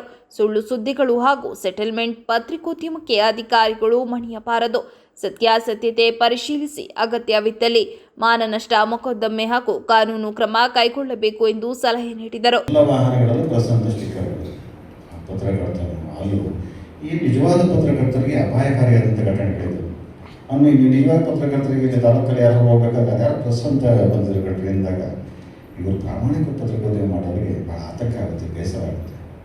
ಆ ರೀತಿಯಾದಂತಹ ಪತ್ರಿಕೋದ್ಯಮಕ್ಕೆ ನೀವು ಬೆಂಬಲ ಕೊಡಬೇಡಿ, ನೀವು ಸಪೋರ್ಟ್ ಮಾಡಬೇಡಿ. ಸಿಗೋರಿಗೆ ನಾನು ಅದೇ ಹೇಳಿದ್ದು, ಒಂದು ಡೈರೆಕ್ಷನ್ ಕೊಡಬೇಡಿ. ಯಾರೇ ಯೂಟ್ಯೂಬರ್ ಬಂದ ತಕ್ಷಣ ಅವನಿಗೆ ಪ್ರಶ್ನೆ ಮಾಡಿದ ತಕ್ಷಣ ದಯಮಾಡಿ FIR ಮಾಡ್ಸೋಕೆ ಹೇಳಿ, ಅವ್ರ ಮೇಲೆ ಪೊಲೀಸ್ ಕಂಪ್ಲೇಂಟ್ ಕೊಡೋಕ್ಕೆ ಹೇಳಿ. ಆಮೇಲೆ ನೀವು ಏನಂದರೆ ಒಂದು ಸುದ್ದಿ ಬಂದ ತಕ್ಷಣ ಸುಮ್ಮನೆ ಹೋಗಬಾರ್ದು. ಮಾನನಷ್ಟ ಮೊಕದ್ದಮೆ ಆಗಲಿಕ್ಕೆ ಅವಕಾಶ ಇದೆ, ಅದನ್ನು ಹಾಕುವಂಥ ಪ್ರಯತ್ನ ಮಾಡಿ. ಅಧಿಕಾರಿ ನನಗೆ ಯಾಕೆ, ನಾನೇ ಯಾಕೆ ಮಾಡಬೇಕು, ನಾನೇ ಯಾಕೆ ಹೋಗಬೇಕು ಅಂತ ಇಲ್ಲಿ ರಾಜಕಾರಣಿಗಳಿದ್ದೀರಿ, ಬೇರೆ ಬೇರೆ ಸಂಘ ಸಂಸ್ಥೆಗಳಿದ್ದೀರಿ. ಆಮೇಲೆ ಸ್ವಲ್ಪ ಕೊಟ್ಟು ಕಳಿಸ್ಬಿಡೋಣ, ನಮ್ಗೆ ಯಾಕೆ ಬೇಕು ಅನ್ನೋಂಥ ಮನಸ್ಥಿತಿಗೆ ಬಂದುಬಿಡ್ತೀವಿ. ನೀವೇ ಸಪೋರ್ಟ್ ಮಾಡೋದಂತಹ ಪತ್ರಿಕೋದ್ಯಮಕ್ಕೆ. ಆಮೇಲೆ ಬೇರೆ ಬೇರೆ ಜಿಲ್ಲೆಗಳಿಂದ ಅನೇಕರು ಬರ್ತಾರೆ ನಮ್ಮಲ್ಲಿ. ನನಗೆ ಯಾರು ಅಕ್ಕಲಗೂಡಿಂದ ಫೋನ್ ಮಾಡಿದ್ರು, ವೈದ್ಯರು ಹಿಂಗೆ ಬಂದಿದ್ದಾರೆ ಅಂತೇಳಿ. ಮಾಧ್ಯಮದ ಒಂದು ವಿಶೇಷ ದಿನಾಚರಣೆಯನ್ನು ಹಾಸನ ಜಿಲ್ಲೆ ಹೊಳೆನರಸೀಪುರ ತಾಲೂಕಿನ ಶ್ರೀರಾಮದೇವರ ಒಂದು ಜಲಾಶಯದಲ್ಲಿ ಉತ್ತಮವಾದಂಥ ಒಂದು ವಾತಾವರಣವನ್ನು ನಿರ್ಮಾಣ ಮಾಡಿ ಈ ಒಂದು ಕಾರ್ಯಕ್ರಮದ ರೂವಾರಿಗಳು ಆಗಿರ್ತಕ್ಕಂಥ ಹೊಳೆನರಸೀಪುರ ತಾಲೂಕು ಪತ್ರಕರ್ತರ ಅಧ್ಯಕ್ಷರಾದಂಥ ವೆಂಕಟೇಶ್ ಅವರು ಮತ್ತು ನಮ್ಮ ಜಿಲ್ಲಾ ಮಟ್ಟದ ಅಧ್ಯಕ್ಷರಾದಂಥ ಕೆಂಚೇಗೌಡರು, ಮದನ್ ಗೌಡರವರು, ರವೀಂದ್ರನಾಥ್ ಮತ್ತು ಸುರೇಶ್ ಅವರು, ಮತ್ತು ಅತಿಕ್ ಅವರು, ಮಂಜುನಾಥ್ ಅವರು, ಬಾಳ್ಡು ಗೋಪಾಲ್ ಅವರು, ಮತ್ತು ನಮ್ಮ ತಾಲೂಕು ದಂಡಾಧಿಕಾರಿಗಳಾದ ವೇಣುಕುಮಾರ್ ಅವರು, ಮತ್ತು ಯುವ ಅವರು, ಮತ್ತು ಈ ವೇದಿಕೆ ಮೇಲೆ ಆಸೀನರಾಗಿರ್ತಕ್ಕಂಥ ಪ್ರಕಾಶ್ ಅವರು ಮತ್ತು ಇತ್ಯಾದಿಗಳನ್ನು ತಿಳಿಸ್ತಾ ಇದ್ದೀನಿ. ಪತ್ರಿಕಾ ಮಾಧ್ಯಮ ಅನ್ನೋದು ಒಂದು ತಿಳಿ ನೀರಿದ್ದಂಗೆ ಹಾಗೂ ಅಂಶ ಅಂತ ತಾವು ನಮಗೆ ಗೊತ್ತಿದೆ. ಯಾವ ವಿಚಾರಗಳು ಎಲ್ಲಿ ಒಂದು ವಿಷಯ ಬರುತ್ತೆ ಆ ವಿಷಯವನ್ನು ಯಾವ ರೀತಿ ಓದುಗರಿಗೆ ಮತ್ತು ಸಾರ್ವಜನಿಕರಿಗೆ ಅದನ್ನು ತಲುಪಿಸಬೇಕು ಅನ್ನೋ ಒಂದು ಗುಣಮಟ್ಟದ ಜೊತೆಗೆ ಅದನ್ನು ಕೊಡುವಂಥ ಒಂದು ಕರ್ತವ್ಯ ಪತ್ರಿಕಾ ಮಾಧ್ಯಮದ ಒಂದು ಪ್ರತಿನಿಧಿಗಳಾಗುತ್ತೆ. ಈಗಾಗಲೇ ಪ್ರಜಾಪ್ರಭುತ್ವದಲ್ಲಿ ಕಾರ್ಯಾಂಗ ವ್ಯವಸ್ಥೆ ಇದ್ದರೂ ಸಹ, ಆಡಳಿತ ವ್ಯವಸ್ಥೆ ಏನೇ ಇದ್ದರೂ ಸಹ ಅದರದ್ದು ಆಗುಹೋಗುಗಳು ಮತ್ತು ಸಾರ್ವಜನಿಕರಿಗೆ ಬೇಕಂತ ಅಂದರೆ ಪಬ್ಲಿಕ್ಗೆ ಬೇಕಾದಂಥ ಒಂದು ವಿಶೇಷ ಸೌಲಭ್ಯಗಳು, ಸುಸಜ್ಜಿತವಾದಂಥ ಸೌಲಭ್ಯಗಳು, ಕಾನೂನುಬದ್ಧವಾಗಿ ಸಾಂವಿಧಾನಿಕಬದ್ಧವಾಗಿ ಇರ್ತಕ್ಕಂಥ ಒಂದು ಅಭಿಲಾಷೆಗಳನ್ನು ಸಾರ್ವಜನಿಕರಿಗೆ ತಲುಪಿಸುವಂಥ ಒಂದು ವ್ಯವಸ್ಥೆ ಆಗದೇ ಇದ್ದಾಗ ಆ ಪ್ರಜಾಪ್ರಭುತ್ವದ ವ್ಯವಸ್ಥೆ ಬಗ್ಗೆ ಒಂದು ಪ್ರಶ್ನಾರ್ಥಕಚಿಹ್ನೆ. ಇದನ್ನು ಪ್ರಶ್ನೆ ಮಾಡುವಂಥ ಮೊದಲನೇ ಅಧಿಕಾರ ಇರ್ತಕ್ಕಂಥದ್ದು ಪತ್ರಿಕಾ ಮಾಧ್ಯಮ. ಕಾರ್ಯಕ್ರಮದಲ್ಲಿ ರಾಜ್ಯ, ಜಿಲ್ಲಾ ಹಾಗೂ ತಾಲೂಕು ಕಾರ್ಯನಿರತ ಪತ್ರಕರ್ತರ ಸಂಘದ ಪದಾಧಿಕಾರಿಗಳನ್ನು ಸನ್ಮಾನಿಸಲಾಯಿತು. ತಹಶೀಲ್ದಾರ್ ವಿಎಂ ರೇಣುಕುಮಾರ್, ವಿಶೇಷ ಭೂ ಸ್ವಾಧೀನಾಧಿಕಾರಿ ಡಾಕ್ಟರ್ ಮಂಜುನಾಥ್, ತಾಲೂಕು ಕನ್ನಡ ಸಾಹಿತ್ಯ ಪರಿಷತ್ ಅಧ್ಯಕ್ಷ RB ಪುಟ್ಟೇಗೌಡ, JDS ತಾಲೂಕು ಅಧ್ಯಕ್ಷ HS ಪುಟ್ಟಸೋಮಪ್ಪ, HY ಚಂದ್ರಶೇಖರ್, ವಿವಿಧ ಇಲಾಖೆಗಳ ಅಧಿಕಾರಿಗಳು, ಜನಪ್ರತಿನಿಧಿಗಳು, ಹಿರಿಯ ಪತ್ರಕರ್ತರು ಹಾಗೂ ಸಂಘ ಸಂಸ್ಥೆಗಳ ಮುಖಂಡರು ಕಾರ್ಯಕ್ರಮದಲ್ಲಿ ಭಾಗವಹಿಸಿದ್ದರು. ಇತಿಹಾಸ ಪ್ರಸಿದ್ಧ ಬೀಕನಹಳ್ಳಿ ಶ್ರೀ ಚೌಡೇಶ್ವರಿ ದೇವಾಲಯದಲ್ಲಿ ಹಲವು ವರ್ಷಗಳಿಂದ ಬಾಕಿ ಉಳಿದಿದ್ದ ರಕ್ತ ಸಂಗ್ರಹಣೆ ತೊಟ್ಟಿಯ ಸ್ವಚ್ಛತಾ ಕಾರ್ಯವನ್ನು ಯಶಸ್ವಿಯಾಗಿ ಪೂರ್ಣಗೊಳಿಸುವ ಮೂಲಕ ದೇವಾಲಯದ ಅಭಿವೃದ್ಧಿ ಕಾರ್ಯಗಳಿಗೆ ಮತ್ತಷ್ಟು ವೇಗ ನೀಡಲಾಗಿದೆ. ಸುಮಾರು 4 ವರ್ಷಗಳಿಂದ ಸ್ವಚ್ಛಗೊಳಿಸದಿದ್ದ ರಕ್ತ ಸಂಗ್ರಹಣಾ ತೊಟ್ಟಿಯಲ್ಲಿ ಸಂಗ್ರಹವಾಗಿದ್ದ ತ್ಯಾಜ್ಯವನ್ನು ಆಧುನಿಕ ಇರುವ ಯಂತ್ರ ಬಳಸಿ ಸಂಪೂರ್ಣವಾಗಿ ತೆರವುಗೊಳಿಸಿ ಟ್ಯಾಂಕ್ ಅನ್ನು ಶುಚಿಗೊಳಿಸಲಾಯಿತು. ಈ ಕಾರ್ಯದಿಂದ ದೇವಾಲಯದ ನೈರ್ಮಲ್ಯ ಮತ್ತು ಸ್ವಚ್ಛತೆಗೆ ಮಹತ್ವದ ಆದ್ಯತೆ ನೀಡಲಾಗಿದೆ. ದೇವಾಲಯದ ಕಾರ್ಯನಿರ್ವಹಣಾಧಿಕಾರಿ ಪ್ರಕಾಶ್ ಕುಮಾರ್ UM ಅವರ ನೇತೃತ್ವದಲ್ಲಿ ಸ್ವಚ್ಛತೆ ಹಾಗೂ ಮೂಲ ಸೌಕರ್ಯ ಅಭಿವೃದ್ಧಿಗೆ ಸಂಬಂಧಿಸಿದ ಹಲವು ಕಾಮಗಾರಿಗಳು ಹಂತ ಹಂತವಾಗಿ ಅನುಷ್ಠಾನಗೊಳ್ಳುತ್ತಿವೆ. ಕೆಲ ತಿಂಗಳ ಹಿಂದೆ ನೀಡಿದ್ದ ಭರವಸೆಯಂತೆ ಬಾಕಿ ಉಳಿದಿದ್ದ ಕಾಮಗಾರಿಗಳನ್ನು ಪೂರ್ಣಗೊಳಿಸುವ ಮೂಲಕ ದೇವಾಲಯವನ್ನು ಭಕ್ತ ಸ್ನೇಹಿ ಹಾಗೂ ಮಾದರಿ ಧಾರ್ಮಿಕ ಕ್ಷೇತ್ರವನ್ನಾಗಿ ರೂಪಿಸುವ ನಿಟ್ಟಿನಲ್ಲಿ ಕ್ರಮ ಕೈಗೊಳ್ಳಲಾಗುತ್ತಿದೆ. ಪ್ರತಿನಿತ್ಯ ಹಾಗೂ ವಿಶೇಷ ಉತ್ಸವಗಳ ಸಂದರ್ಭದಲ್ಲಿ ಸಾವಿರಾರು ಭಕ್ತರು ಆಗಮಿಸುವ ಹಿನ್ನೆಲೆಯಲ್ಲಿ ದೇವಾಲಯದಲ್ಲಿ ಸ್ವಚ್ಛತೆ, ಆರೋಗ್ಯಕರ ವಾತಾವರಣ ಮತ್ತು ಮೂಲಭೂತ ಸೌಲಭ್ಯಗಳ ನಿರ್ವಹಣೆಗೆ ವಿಶೇಷ ಒತ್ತು ನೀಡಲಾಗಿದೆ. ಮುಂದಿನ ದಿನಗಳಲ್ಲಿ ಕುಡಿಯುವ ನೀರಿನ ವ್ಯವಸ್ಥೆ, ತ್ಯಾಜ್ಯ ನಿರ್ವಹಣೆ, ಶೌಚಾಲಯಗಳ ನಿರ್ವಹಣೆ ಹಾಗೂ ಇತರ ಅಭಿವೃದ್ಧಿ ಕಾಮಗಾರಿಗಳನ್ನು ಶೀಘ್ರ ಪೂರ್ಣಗೊಳಿಸಲು ಯೋಜನೆ ರೂಪಿಸಲಾಗಿದೆ. ದೇವಾಲಯದಲ್ಲಿ ವರ್ಷಗಳ ಬಳಿಕ ಬಾಕಿ ಉಳಿದಿದ್ದ ಸ್ವಚ್ಛತಾ ಕಾರ್ಯ ಪೂರ್ಣಗೊಂಡಿರುವುದಕ್ಕೆ ಭಕ್ತರು ಹಾಗೂ ಸ್ಥಳೀಯರು ಸಂತಸ ವ್ಯಕ್ತಪಡಿಸಿದ್ದು, ಪಾರದರ್ಶಕ ಆಡಳಿತ ಮತ್ತು ಅಭಿವೃದ್ಧಿ ಕಾರ್ಯಗಳು ಇದೇ ರೀತಿ ಮುಂದುವರಿಯಲಿ ಎಂದು ಆಶಿಸಿದ್ದಾರೆ.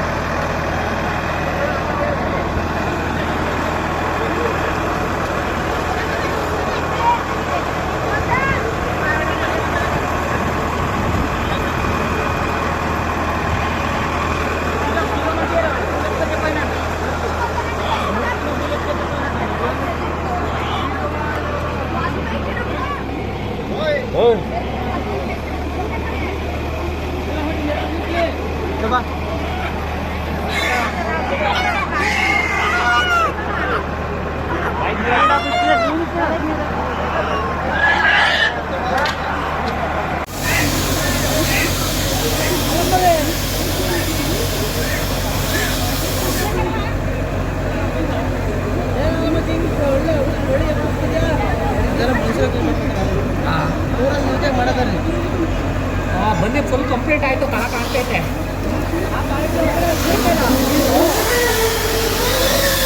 ವಿಶ್ವ ಪಾರಂಪರಿಕ ಪಟ್ಟಿಗೆ ಸೇರ್ಪಡೆಯಾಗಿರುವ ಹಳೆಬೀಡು ಹೊಯ್ಸಳೇಶ್ವರ ದೇವಾಲಯ ಹಾಗೂ ಸುತ್ತಮುತ್ತಲಿನ ಐತಿಹಾಸಿಕ ಸ್ಮಾರಕಗಳ ಸಂರಕ್ಷಣೆ ಎಲ್ಲರ ಜವಾಬ್ದಾರಿಯಾಗಿದ್ದು, ದೇವಾಲಯದ ಸುತ್ತಮುತ್ತ ಯಾವುದೇ ರೀತಿಯ ಒತ್ತುವರಿ ಅಥವಾ ಅಕ್ರಮ ನಿರ್ಮಾಣವನ್ನು ಸಹಿಸುವುದಿಲ್ಲ ಎಂದು ಜಿಲ್ಲಾಧಿಕಾರಿ ಕೆಎಸ್ ಲತಕುಮಾರಿ ಎಚ್ಚರಿಕೆ ನೀಡಿದರು. ಹೊಯ್ಸಳೇಶ್ವರ ದೇವಾಲಯದ ಆವರಣ ಹಾಗೂ ಐತಿಹಾಸಿಕ ದ್ವಾರ ಸಮುದ್ರ ಕೆರೆಯ ಪ್ರದೇಶವನ್ನು ಪರಿಶೀಲಿಸಿದ ಬಳಿಕ ಮಾತನಾಡಿದ ಅವರು, ಕಳೆದ 1 ವರ್ಷದಿಂದ ಅಕ್ರಮ ಗೂಡಂಗಡಿ, ಪೆಟ್ಟಿಗೆ ಅಂಗಡಿ ಹಾಗೂ ಅನಧಿಕೃತ ವ್ಯಾಪಾರ ಚಟುವಟಿಕೆಗಳನ್ನು ತೆರವುಗೊಳಿಸುವಂತೆ ವ್ಯಾಪಾರಿಗಳಿಗೆ ಹಲವು ಬಾರಿ ಸೂಚನೆ ನೀಡಲಾಗಿದ್ದು, ಗ್ರಾಮ ಪಂಚಾಯಿತಿಯಿಂದಲೂ ಅನೇಕ ಬಾರಿ ತಿಳುವಳಿಕೆ ನೀಡಲಾಗಿದೆ. ಆದರೂ ಸಾರ್ವಜನಿಕ ರಸ್ತೆ ಹಾಗೂ ಪಾದಚಾರಿ ಮಾರ್ಗಗಳಲ್ಲಿ ಅಂಗಡಿಗಳನ್ನು ಮುಂದುವರಿಸಿರುವ ಹಿನ್ನೆಲೆಯಲ್ಲಿ ಇದೀಗ ಅಂತಿಮ ಎಚ್ಚರಿಕೆ ನೀಡಲಾಗಿದೆ ಎಂದು ಹೇಳಿದರು. ಮುಂದಿನ 15 ದಿನಗಳ ಒಳಗೆ ದೇವಾಲಯದ ಸುತ್ತಮುತ್ತಲಿನ ಪ್ರದೇಶವನ್ನು ಸಂಪೂರ್ಣ ಸ್ವಚ್ಛಗೊಳಿಸಿ ಮಾದರಿ ಪ್ರವಾಸಿ ತಾಣವನ್ನಾಗಿ ರೂಪಿಸುವ ಗುರಿ ಹೊಂದಲಾಗಿದೆ ಎಂದು ಹೇಳಿದರು. ನಾನು ನೇರವಾಗಿ ಹೇಳ್ತೇನೆ, ಇಲ್ಲಿ ಏನು ದೇವಸ್ಥಾನದ ಸುತ್ತ ರಸ್ತೆ ಹೋಗ್ತಾ ಇದೆ ಅದು PWD ರಸ್ತೆ ಇದೆ. 30 ಮೀಟರ್ ರಸ್ತೆ ಅದು. ಈಗ 20-30 ವರ್ಷದ ಹಿಂದೆ ಇಷ್ಟು ಜನಸಂಖ್ಯೆನೂ ಇರಲಿಲ್ಲ. ಪರ್ಹ್ಯಾಪ್ಸ್ ಇಷ್ಟು ಜನನೂ ವಿಸಿಟರ್ಸ್ ಬರ್ತಾ ಇರಲಿಲ್ಲ ಅನ್ಸುತ್ತೆ. ಆದರೆ ಈಗ ನಮ್ಮ ಹಳೆಬೀಡು ಮತ್ತು ಬೇಲೂರು ಇವು ವಿಶ್ವ ಪಾರಂಪರಿಕ ತಾಣಗಳು, ವರ್ಲ್ಡ್ ಹೆರಿಟೇಜ್ ಸೈಟ್ಸ್, ಯುನೆಸ್ಕೋದಿಂದ ಡಿಕ್ಲೇರ್ ಆಗಿದೆ, ನೋಟಿಫೈ ಆಗಿದೆ. ಅಷ್ಟೇ ಅಲ್ಲ, ಇಲ್ಲಿ ಪ್ರವಾಸಿಗರು ದೇಶ ವಿದೇಶಗಳಿಂದ ಬರ್ತಾರೆ, ಇತರ ರಾಜ್ಯಗಳಿಂದ ಬರ್ತಾರೆ, ಮೂಲೆಗಳಿಂದ ಬರ್ತಾರೆ. ಸೊ ಇಲ್ಲಿ ಬಂದು ನೋಡಿದಾಗ ಅವ್ರಿಗೆ ಹೇಗೆ ಅನ್ನಿಸ್ಬೇಕು, ಇದು ದೇವಸ್ಥಾನದ ಸುತ್ತ ಎಷ್ಟು ಅಸಭ್ಯವಾಗಿ ರಸ್ತೆಗಳಲ್ಲಿ, ಫುಟ್ಪಾತ್ಗಳಲ್ಲಿ ಶಾಪುಗಳು, ಇದೆಲ್ಲ ತುಂಬ ಗಂಭೀರವಾಗಿ ನಾವು ಪರಿಗಣಿಸಿದ್ದೇವೆ. ಕೂಡಲೇ ಅವುಗಳ ತೆರವಿಗೆ ನಾನು ನಿರ್ದೇಶನವನ್ನು ನಮ್ಮ AC ಅವರಿಗೆ ಮತ್ತು ನಮ್ಮ ಟೂರಿಸಂ ಇಲಾಖೆಗೆ ಮತ್ತು ಆರ್ಕಿಯಾಲಜಿಕಲ್ ಇಲಾಖೆಗೆ ಕೊಟ್ಟಿದ್ದೇನೆ. ಮುಖ್ಯವಾಗಿ ಹೇಳಬೇಕು ಅಂದರೆ ASI ನಮ್ಮ ನಿಯಮಗಳ ಪ್ರಕಾರ ವರ್ಲ್ಡ್ ಹೆರಿಟೇಜ್ ಮಾನ್ಯುಮೆಂಟಿನ ಸುತ್ತ ಎಷ್ಟು ಯಾವ ಬಿಲ್ಡಿಂಗ್ಸ್ ಇರಬೇಕು, ಯಾವ ಇರಬಾರ್ದು, ಎಷ್ಟು ಎತ್ತರದಲ್ಲಿ ಇರಬೇಕು, ಎಲ್ಲ ನಿಯಮಗಳು ಇದೆ. ಆದಾಗ್ಯೂ ಆ ನಿಯಮಗಳನ್ನು ಪಾಲಿಸುವಲ್ಲಿ ನಾವು ಮೊದಲು ಸಜ್ಜಾಗಬೇಕು. ನೋಡಿ, ನಾನು ಜನತೆಗೆ ಕೋರೋದು ಇಷ್ಟೇ, ಇದು ಒಂದು ವಿಶೇಷ ತಾಣ, ಎಲ್ಲರೂ ಸಹಕರಿಸಬೇಕು. ಇದರಲ್ಲಿ ಏನು ನಮ್ಮ ಇನ್ನೊಬ್ಬರಿಗೆ ತೊಂದರೆ ಮಾಡಬೇಕು ಅಂತ ಇಲ್ಲ. ಆದರೆ ನಮ್ಮ ದೇವಸ್ಥಾನ, ನಮ್ಮ ಹೊಯ್ಸಳ ಕಾಲದ ಇದು ಒಂದು ವರ್ಲ್ಡ್ ಹೆರಿಟೇಜ್ ಸೆಂಟರ್ ಏನಿದೆ ಹಳೆಬೀಡಿನಲ್ಲಿ, ಹೊಯ್ಸಳೇಶ್ವರ ದೇವಸ್ಥಾನ ಮತ್ತು ದ್ವಾರ ಸಮುದ್ರ ಕೆರೆ, ಇವುಗಳನ್ನು ಒಂದು ಇಂಟಿಗ್ರೇಟೆಡ್ ಡೆವಲಪ್ಮೆಂಟ್ಗೆ ನಾವು ಆಲ್ರೆಡಿ ಒಂದು ಟೂರಿಸಂ ಇಲಾಖೆಗೆ ಪ್ರಸ್ತಾವನೆ ಸಲ್ಲಿಸಲಿಕ್ಕೆ ರೆಡಿ ಆಗಿದೆ. ಅನೇಕ ಸಭೆಗಳು ಆಗಿದೆ. ಆದರೆ ಇವಾಗ ನಮಗೆ ಮುಖ್ಯವಾಗಿ ಕಂಡು ಬರ್ತಕ್ಕಂಥ ವಿಷಯಗಳು ಅಂದರೆ, ಒಂದು ಸ್ವಚ್ಛತೆ ಇರಬಹುದು, ಇನ್ನೊಂದು ನೀವು ಹೇಳಿದಾಗೆ ಎನ್ಕ್ರೋಚ್ಮೆಂಟ್ಸ್, ಫುಟ್ಪಾತ್ಗಳ ಒಂದು ರಸ್ತೆಗಳ ಎನ್ಕ್ರೋಚ್ಮೆಂಟ್ ಆಗಿರಬಹುದು. ಈಗ ನಿಮಗೆ ಗೊತ್ತಿರೋ ಹಾಗೆ ಸುಪ್ರೀಂ ಕೋರ್ಟ್ ನಿರ್ದೇಶನದ ಸುಪ್ರೀಂ ಕೋರ್ಟ್ ನಿರ್ದೇಶನದ ಅನ್ವಯ ಯಾವುದೇ ಫುಟ್ಪಾತ್ಗಳನ್ನು ಯಾರೂ ಎನ್ಕ್ರೋಚ್ ಮಾಡೋ ಹಾಗಿಲ್ಲ. ಅದು ಸರ್ಕಾರದ ಯಾರೂ ಅದರ ಬಗ್ಗೆ ಏನು ವಿನಾಯಿತಿ ಇಲ್ಲ, ಯಾರಿಗೂ ಇಲ್ಲ ಅದರ ಬಗ್ಗೆ. ಹಾಗಾಗಿ ದಯವಿಟ್ಟು ಈಗಲೇ ಹೇಳ್ತೇನೆ, ತಾವು ಯಾವುದೇ ಎನ್ಕ್ರೋಚ್ಮೆಂಟನ್ನು ಮಾಡಬೇಡಿ. ಮಾಡಿದ್ರೆ ಸಹ ನಾವು ಸಹಿಸೋದಿಲ್ಲ, ಅದನ್ನು ನಾವು ಕೂಡಲೇ ತೆರವುಗೊಳಿಸ್ತೇವೆ. ಪರಿಶೀಲನೆ ವೇಳೆ ಸಕಲೇಶಪುರ ಉಪವಿಭಾಗಾಧಿಕಾರಿ ತಿಮ್ಮಣ್ಣ, ಪ್ರವಾಸೋದ್ಯಮ ಇಲಾಖೆ ಉಪನಿರ್ದೇಶಕಿ ರೂಪಾ ಅಜಿತ್, ಕುಮಾರಸ್ವಾಮಿ, ರಘುನಾಥ್, ಅನಿಲ್, ಅಮರೇಶ್, ಮಹೇಶ್, ವಿರೂಪಾಕ್ಷ, ವಿಠಲ್, ಜಿಲ್ಲಾಧಿಕಾರಿ ಕಚೇರಿ ಸಿಬ್ಬಂದಿ ಹಾಗೂ ಪುರಾತತ್ವ ಇಲಾಖೆಯ ಅಧಿಕಾರಿಗಳು ಉಪಸ್ಥಿತರಿದ್ದರು. ಸಕಲೇಶಪುರದ ಎಸಳೂರಿನಲ್ಲಿ ಬಿಜೆಪಿ ಮಾಜಿ ರಾಜ್ಯಾಧ್ಯಕ್ಷ ದಿವಂಗತ ಬಿಬಿ ಶಿವಪ್ಪ ಅವರ 9ನೇ ವರ್ಷದ ಪುಣ್ಯಸ್ಮರಣೆ ಕಾರ್ಯಕ್ರಮ ಭಾವಪೂರ್ಣವಾಗಿ ನಡೆಯಿತು. ಈ ವೇಳೆ ಶಾಸಕ ಸಿಮೆಂಟ್ ಮಂಜು ಬಿಬಿ ಶಿವಪ್ಪ ಅವರ ತ್ಯಾಗ ಮತ್ತು ಪಕ್ಷ ಸಂಘಟನೆಯ ಕೊಡುಗೆಯನ್ನು ಸ್ಮರಿಸಿದರು. ಪಕ್ಷ ಕಟ್ಟಲು ಬಿಬಿ ಶಿವಪ್ಪ ಅವರು ತಮ್ಮ ಸ್ವಂತ ಆಸ್ತಿಯನ್ನೇ ಮಾರಿದ ಅಪರೂಪದ ನಾಯಕ ಎಂದು ಶಾಸಕ ಸಿಮೆಂಟ್ ಮಂಜು ಹೇಳಿದರು. ತೋಟ ಮತ್ತು ಕಾಫಿ ಬೆಳೆ ಮಾರಾಟ ಮಾಡಿ ಬಿಜೆಪಿ ಸಂಘಟನೆಗೆ ಜೀವ ತುಂಬಿದ ಅವರ ತ್ಯಾಗ ಬಿಜೆಪಿ ಇತಿಹಾಸದಲ್ಲಿ ಸದಾ ಸ್ಮರಣೀಯ ಎಂದು ಕೊಂಡಾಡಿದರು. ರಾಜ್ಯಾಧ್ಯಕ್ಷರಾಗಿ ಪಕ್ಷವನ್ನು ಬಲಪಡಿಸಿದ ದೂರದೃಷ್ಟಿಯ ನಾಯಕ ಬಿಬಿ ಶಿವಪ್ಪ ಅವರನ್ನು ಬಿಜೆಪಿ ಎಂದಿಗೂ ಮರೆಯುವುದಿಲ್ಲ ಎಂದವರು. ಪ್ರಧಾನಿ ನರೇಂದ್ರ ಮೋದಿ ಹಾಗೂ ಮಾಜಿ ಪ್ರಧಾನಿ ಅಟಲ್ ಬಿಹಾರಿ ವಾಜಪೇಯಿ ಅವರಂತಹ ನಾಯಕರ ಬೆಳವಣಿಗೆಯ ಹಿಂದೆ ಅನೇಕ ತ್ಯಾಗಿಗಳ ಶ್ರಮವಿದೆ ಎಂದು ಹೇಳಿದರು. ಬಿಬಿ ಶಿವಪ್ಪನವರು ಈ ಕ್ಷೇತ್ರದಲ್ಲಿ 2 ಬಾರಿ ಶಾಸಕರಾಗಿ 1 ಬಾರಿ MLC ಆಗಿ ಕಾರ್ಯವನ್ನು ನಿರ್ವಹಣೆ ಮಾಡಿದ್ದಾರೆ. ಅದರ ಜೊತೆಗೆ ಭಾರತೀಯ ಜನತಾ ಪಾರ್ಟಿಯ ರಾಜ್ಯಾಧ್ಯಕ್ಷರಾಗಿ ಕೆಲಸವನ್ನು ಮಾಡಿರ್ತಾರೆ. ಇವತ್ತು ಭಾರತೀಯ ಜನತಾ ಪಾರ್ಟಿ ರಾಜ್ಯಾಧ್ಯಕ್ಷ ಆಗೋಕ್ಕೂ ಕೂಡ ಪೈಪೋಟಿ ಇದೆ, ತಾಲೂಕ್ ಪಂಚಾಯತಿ ಟಿಕೆಟ್ ತಗೊಳ್ಳೋಕ್ಕೂ ಪೈಪೋಟಿ ಇದೆ, ಜಿಲ್ಲಾ ಪಂಚಾಯತಿ ಟಿಕೆಟ್ ತಗೊಳ್ಳೋಕ್ಕೂ ಕೂಡ ಪೈಪೋಟಿ ಇದೆ, ಮುನ್ಸಿಪಾಲಿಟಿಗೂ ಕೂಡ ಪೈಪೋಟಿ ಇದೆ, ಗ್ರಾಮ ಪಂಚಾಯತಿಗೂ ಕೂಡ ಪೈಪೋಟಿ ಇದೆ ಇವತ್ತು. ಆದರೆ ಅವತ್ತು ರಾಜ್ಯಾಧ್ಯಕ್ಷ ಆಗೋರು ಯಾರೂ ಇಲ್ಲ, MLA ಟಿಕೆಟ್ ಕೇಳೋರು ಇಲ್ಲ, ತಾಲೂಕ್ ಪಂಚಾಯತಿ ಇಲ್ಲ, ಜಿಲ್ಲಾ ಪಂಚಾಯತಿ ಯಾವುದಕ್ಕೂ ಕೂಡ ನಿಲ್ಲಕ್ಕೆ ಎದುರವರು ಎಲ್ಲಿ ಠೇವಣಿ ಕಳ್ಕೊಂತೀವಿ ಅಂತಕ್ಕಂಥ ಆ ಸಂದರ್ಭದಲ್ಲಿ ಭಾರತೀಯ ಜನತಾ ಪಾರ್ಟಿಯನ್ನ ತನ್ನ ಮನೆಯಲ್ಲಿ ದುಡಿದಿರ್ತಕ್ಕಂಥ ಹಣವನ್ನ ಪಾರ್ಟಿಗೋಸ್ಕರ ಸಮರ್ಪಣೆಯನ್ನ ಮಾಡಿ ಪಾರ್ಟಿ ಕಟ್ತಕ್ಕಂಥ ಕೆಲಸವನ್ನ ಮಾಡಿರ್ತಕ್ಕಂಥ ಯಾರಾದ್ರೂ ಕೂಡ ರಾಜ್ಯದಲ್ಲಿ ಏಕೈಕ ವ್ಯಕ್ತಿ ಇದ್ರೆ ಅದು ಬಿಬಿ ಶಿವಪ್ಪನವರು. ತುಂಬಾ ಹೆಮ್ಮೆಯಿಂದ ಹೇಳ್ಬೋದು. ತನ್ನ ತೋಟ, ತನಗೆ ಬಂದಿರತಕ್ಕಂಥ ಕಾಫಿ ಎಲ್ಲವನ್ನು ಮಾರಾಟ ಮಾಡಿ ಪಾರ್ಟಿ ಕಟ್ಟಂತರು. ಭಗವಂತ ಅವತ್ತಿಗೆ ಅವರಿಗೆ ಶ್ರೀಮಂತಿಕೆಯನ್ನ ಕೊಟ್ಟಿದ್ರು. ನಾನು ಪಾರ್ಟಿಯ ಸಭೆ ಸಮಾರಂಭಗಳಲ್ಲಿ ಬಿಬಿ ಶಿವಪ್ಪರ ಹೆಸರು ಪ್ರಸ್ತಾಪ ಆಗ್ತಾ ಇರುತ್ತೆ. ಮೊನ್ನೆನೂ ಕೂಡ MLC ಸತ್ಯನಾರಾಯಣ ಅವರು, ಅಶ್ವಥ್ ನಾರಾಯಣ ಅವರು ಪ್ರಸ್ತಾಪ ಮಾಡಿದ್ರು. ಮೊನ್ನೆ ನಮ್ದು ಪದಾಧಿಕಾರಿಗಳ ಸಭೆಯಲ್ಲೂ ಕೂಡ ಶಿವಪ್ಪನವರ ಹೆಸರನ್ನು ಪ್ರಸ್ತಾಪ ಮಾಡಿದ್ರು. ನಾವು ಯಾವ ಸಂದರ್ಭದಲ್ಲೂ ಕೂಡ ಏನಾದ್ರು ವಿಚಾರಕ್ಕೆ ಬಿಬಿ ಶಿವಪ್ಪನವರ ಹೆಸರನ್ನ ಪ್ರಸ್ತಾಪ ಆಗ್ತಾ ಇರುತ್ತೆ. ಮೊನ್ನೆ ಭಾರತೀಯ ಜನತಾ ಪಾರ್ಟಿ ಕಾರ್ಯಕಾರಿಣಿ ನಡೆದಂತ ಸಂದರ್ಭದಲ್ಲೂ ಕೂಡ ಮಾಜಿ ರಾಜ್ಯಾಧ್ಯಕ್ಷ ಅಂತೇಳಿ ಅವ್ರ ಫೋಟೋನು ಕೂಡ ನಮ್ಮ ಅರಮನೆ ಮೈದಾನದಲ್ಲಿ ಅವತ್ತು ಇಟ್ಟಿದ್ರು. ಆಕ್ಚುಲಿ ನಮಗೆ ಸಂತೋಷ ಆಯಿತು. ಯಾಕೆಂದ್ರೆ ಭಾರತೀಯ ಜನತಾ ಪಾರ್ಟಿ ಯಾವತ್ತೂ ಕೂಡ ತನ್ನ ಇತಿಹಾಸವನ್ನ ಮರ್ತಿಲ್ಲ. ಒಂದ್ ಕಡೆ ಅಂಬೇಡ್ಕರ್ ಹೇಳ್ತಾರೆ, ಇತಿಹಾಸವನ್ನು ಅರಿಯದವನು ಇತಿಹಾಸವನ್ನ ಸೃಷ್ಟಿಸಲಾರ ಅಂತೇಳಿ. ನಿಜವಾಗ್ಲೂ ಕೂಡ ಭಾರತೀಯ ಜನತಾ ಪಾರ್ಟಿಗೆ ಇವತ್ತು ನಾವೆಲ್ಲರೂ ಕೂಡ ಸುವರ್ಣ ಯುಗದಲ್ಲಿ ಇದೀವಿ. ಯಾಕೆಂದ್ರೆ ಹೆಮ್ಮೆಯ ಪ್ರಧಾನಮಂತ್ರಿಗಳಂತ ನರೇಂದ್ರ ಮೋದಿ ಅಂತ ಪ್ರಧಾನಿಯನ್ನು ಇಟ್ಕೊಂಡಿದ್ದೀವಿ. ನಿತಿನ್ ನಬೀನ್ ಅಂತಕ್ಕಂಥ ಕೇವಲ 45 ವರ್ಷದ ವ್ಯಕ್ತಿನ ಇವತ್ತು ರಾಷ್ಟ್ರೀಯ ಅಧ್ಯಕ್ಷರು ಮಾಡ್ಕೊಂಡಿದ್ದೀವಿ. ಸುಮಾರು 23 ರಾಜ್ಯಗಳಲ್ಲಿ ಇವತ್ತು ಅಧಿಕಾರವನ್ನ ಮಾಡ್ತಾ ಇದ್ದೀವಿ. ಈ ದೇಶಕ್ಕೆ ಕೊಟ್ಟಿರ್ತಕ್ಕಂಥ 2 ಜನ ಪ್ರಧಾನಮಂತ್ರಿಗಳು ವಾಜಪೇಯಿ ಇರ್ಬೋದು, ನರೇಂದ್ರ ಮೋದಿ ಅವರು ಇರ್ಬೋದು. ಅಂತ ವ್ಯಕ್ತಿಗಳನ್ನ ಇವತ್ತು ಪ್ರಧಾನಮಂತ್ರಿಗಳಾಗಿ ಕೊಟ್ಟಿದ್ದೀವಿ ಭಾರತೀಯ ಜನತಾ ಪಾರ್ಟಿ. ಇಂಥ ಭಾರತೀಯ ಜನತಾ ಪಾರ್ಟಿಯಲ್ಲಿ ಬಿಬಿ ಶಿವಪ್ಪನವರು ತನ್ನ ರಾಜಕೀಯ ಜೀವನವನ್ನ ನಡೆಸಿದ್ದಾರೆ. ಯಾವ ರೀತಿ ನಡೆಸಿದ್ದಾರೆ? ಇಡೀ ಸಕಲೇಶ್ಪುರದಲ್ಲಿ ಒಬ್ಬ ಶಾಸಕನಾಗಿ ನಾನು ಎಲ್ಲಿಗೆ ಹೋದಂತ ಸಂದರ್ಭದಲ್ಲೂ ಕೂಡ ಬಿಬಿ ಶಿವಪ್ಪನ ನೆನೆಸ್ಕೊಂತಾರೆ. ಯಾರು? ಸಾಮಾನ್ಯ ಜನಗಳು ಕೂಡ ನೆನೆಸ್ಕೊಂತಾರೆ. ಯಾಕೆಂದ್ರೆ ಅವ್ರ ವ್ಯಕ್ತಿತ್ವ ಆಗಿತ್ತು. ಸಣ್ಣ ಮಕ್ಕಳಿಗೂ ಕೂಡ ಅವ್ರು ಯಾವತ್ತೂ ಕೂಡ ಅಹಂಕಾರದಿಂದ ಮಾತಾಡಿಲ್ಲ. ಈ ವೇಳೆ ನೇತ್ರಾವತಿ ಮಂಜುನಾಥ್ ಮಾತನಾಡಿ, ಪಕ್ಷದಲ್ಲಿದ್ದು ಪಕ್ಷಕ್ಕೆ ದ್ರೋಹ ಮಾಡಬಾರದು ಎಂಬ ಮೌಲ್ಯಗಳನ್ನು ಬಿಬಿ ಶಿವಪ್ಪ ಕಲಿಸಿಕೊಟ್ಟಿದ್ದರು ಎಂದು ಸ್ಮರಿಸಿದರು. ಅವ್ರ ಬಗ್ಗೆ ಹೇಳಬೇಕು ಅಂದರೆ ನಮಗೆ, ಏಕೆಂದರೆ ತುಂಬ ಅಂದರೆ ನಾವು ತುಂಬ ಚಿಕ್ಕವರು. ಆದರೂ ನಾನು ಅವರು ಮೊದಲನೇ ಸಾರಿ ಅವರು ಶಾಸಕರ ಸ್ಥಾನ ನಿಂತಾಗ ನಾನು ಚಿಕ್ಕವಳು, ಆದರೂ ನಾನು ಕ್ಯಾನ್ವಾಸ್ಗೆ ಹೋಗಬೇಕು ಅಂತ ಹೇಳಿ ನಾನು ಹೆಚ್ಚು ಕಡಿಮೆ ಆಗ 16 ವರ್ಷ ಅಷ್ಟೇ. ಆಗ ನಾನು ಕ್ಯಾನ್ವಾಸ್ಗೆ ಹೋಗಲೇಬೇಕು, ನಾನು BJPಗೆ ಅಂತೇಳಿ ನಾನು ಪ್ರತಿಯೊಂದು ಹಳ್ಳಿ, ನಮ್ಮ ಭಾಗದಲ್ಲಿ ಯಾವ ಹಳ್ಳಿಗಳಿದ್ದಾವೆ ಆ ಕಡೆ ಎಲ್ಲ ನನ್ನನ್ನು ಜವಾಬ್ದಾರಿ ಕೊಟ್ಟು ಕಳಿಸಿದ್ರು. ಆಗ ಸಹ ಹೋಗಿದ್ದೆ. 2ನೇ ಸಾರಿ ನಿಂತಾಗಲೂ ಸಹ ನಾನು ಅವರಿಗೆ ಶಾಸಕರ ಆದಾಗಲೂ ನಾನು ಅವ್ರ ಬಗ್ಗೆ ಕ್ಯಾನ್ವಾಸ್ಗೆ ಹೋಗಿದ್ದೆ. ಮತ್ತು ನನಗೆ ಅವರು ಒಂದು ತಾಲೂಕ್ ಪಂಚಾಯತಿಗೆ ನಿಲ್ಲಿಸಿದಾಗ ಭಾಳ ಸಪೋರ್ಟ್ ಮಾಡಿದರು, ತುಂಬ ಸಪೋರ್ಟ್ ಮಾಡಿದರು. ಕಾರ್ಯಕ್ರಮದಲ್ಲಿ ನಿವೃತ್ತ ಶಿಕ್ಷಕರಾದ ಮಹೇಶ್ ಬಿಟಿ ಮಹೇಶ್ ಹಾಗೂ ರೇಣುಕಾ ಅವರನ್ನ ಸನ್ಮಾನಿಸಲಾಯಿತು. ಬಿಜೆಪಿ ಮುಖಂಡರು, ಪದಾಧಿಕಾರಿಗಳು ಮತ್ತು ಕಾರ್ಯಕರ್ತರು ಹೆಚ್ಚಿನ ಸಂಖ್ಯೆಯಲ್ಲಿ ಭಾಗವಹಿಸಿದ್ದರು. ಶ್ರವಣಬೆಳಗೊಳ ಮಂಡಳದ ವತಿಯಿಂದ ಮಾಸಿಕ ಸಭೆ ಹಾಗೂ ಎಸ್ಐಆರ್ ಬಗ್ಗೆ ವಿಶೇಷ ಸಭೆಯನ್ನು ಶ್ರವಣಬೆಳಗೊಳ ಮಂಡಳದ ಅಧ್ಯಕ್ಷರಾದ ಪರಮ ಗಂಗಾಧರ್ ಅವರ ಅಧ್ಯಕ್ಷತೆಯಲ್ಲಿ ನಡೆಯಿತು. ಈ ಸಂದರ್ಭದಲ್ಲಿ ಹಲವಾರು ಜನ ಮಹಿಳೆಯರು ಬಿಜೆಪಿ ಪಕ್ಷಕ್ಕೆ ಸೇರ್ಪಡೆಯಾದರು. ಶ್ರವಣಬೆಳಗೊಳ ಮಂಡಲದ ವತಿಯಿಂದ ಮಾಸಿಕ ಸಭೆ ಹಾಗೂ ಎಸ್ಐಆರ್ ಬಗ್ಗೆ ವಿಶೇಷ ಸಭೆಯನ್ನು ಶ್ರವಣಬೆಳಗೊಳ ಮಂಡಲ ಅಧ್ಯಕ್ಷ ಪರಮ ಗಂಗಾಧರ್ ಅವರ ಅಧ್ಯಕ್ಷತೆಯಲ್ಲಿ ನಡೆಸಲಾಯಿತು. ಈ ಸಂದರ್ಭದಲ್ಲಿ ಹಲವಾರು ಜನ ಮಹಿಳೆಯರು ಬಿಜೆಪಿ ಪಕ್ಷಕ್ಕೆ ಸೇರ್ಪಡೆಯಾದರು.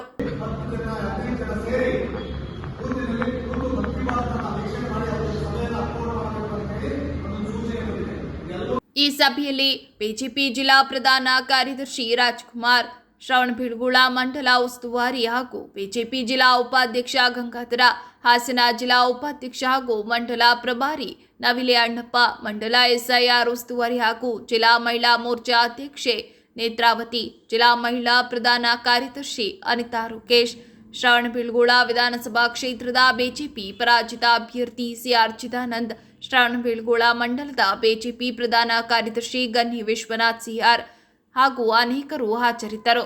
ಈಗ ಮತ್ತೊಮ್ಮೆ ಹೆಡ್ಲೈನ್.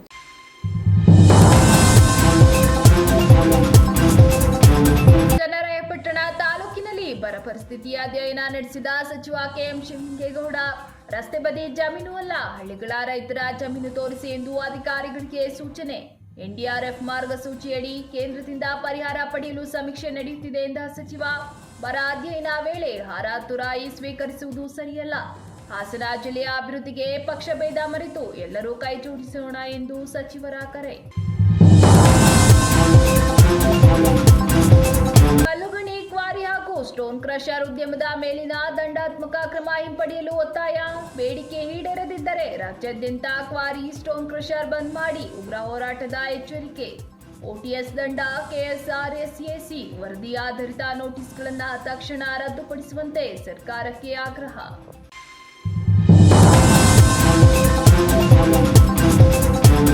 ನೂತನ ಸಚಿವ ಕೆಎಂ ಶಿವಲಿಂಗೇಗೌಡ ಅವರಿಗೆ ಶುಭಾಶಯ ತಿಳಿಸಿದ ಶಾಸಕ ಎಚ್ಪಿ ಸ್ವರೂಪ್. ಬರ ಹಾಗೂ ಬಿಳಿಸುಳಿ ರೋಗದಿಂದ ಸಂಕಷ್ಟದಲ್ಲಿರುವ ರೈತರಿಗೆ ಆದ್ಯತೆ ನೀಡುವಂತೆ ಮನವಿ. ಸಾರ್ಗಾಮೆ ಸೇರಿದಂತೆ ಬರಪೀಡಿತ ಪ್ರದೇಶಗಳಿಗೆ ಸಚಿವರ ಭೇಟಿ ನಿರೀಕ್ಷೆ. ಸ್ಥಳದಲ್ಲೇ ಸಮಸ್ಯೆ ಪರಿಶೀಲಿಸಿ ಸರ್ಕಾರದಿಂದ ಪರಿಹಾರ ಕಲ್ಪಿಸುವಂತೆ ಒತ್ತಾಯ.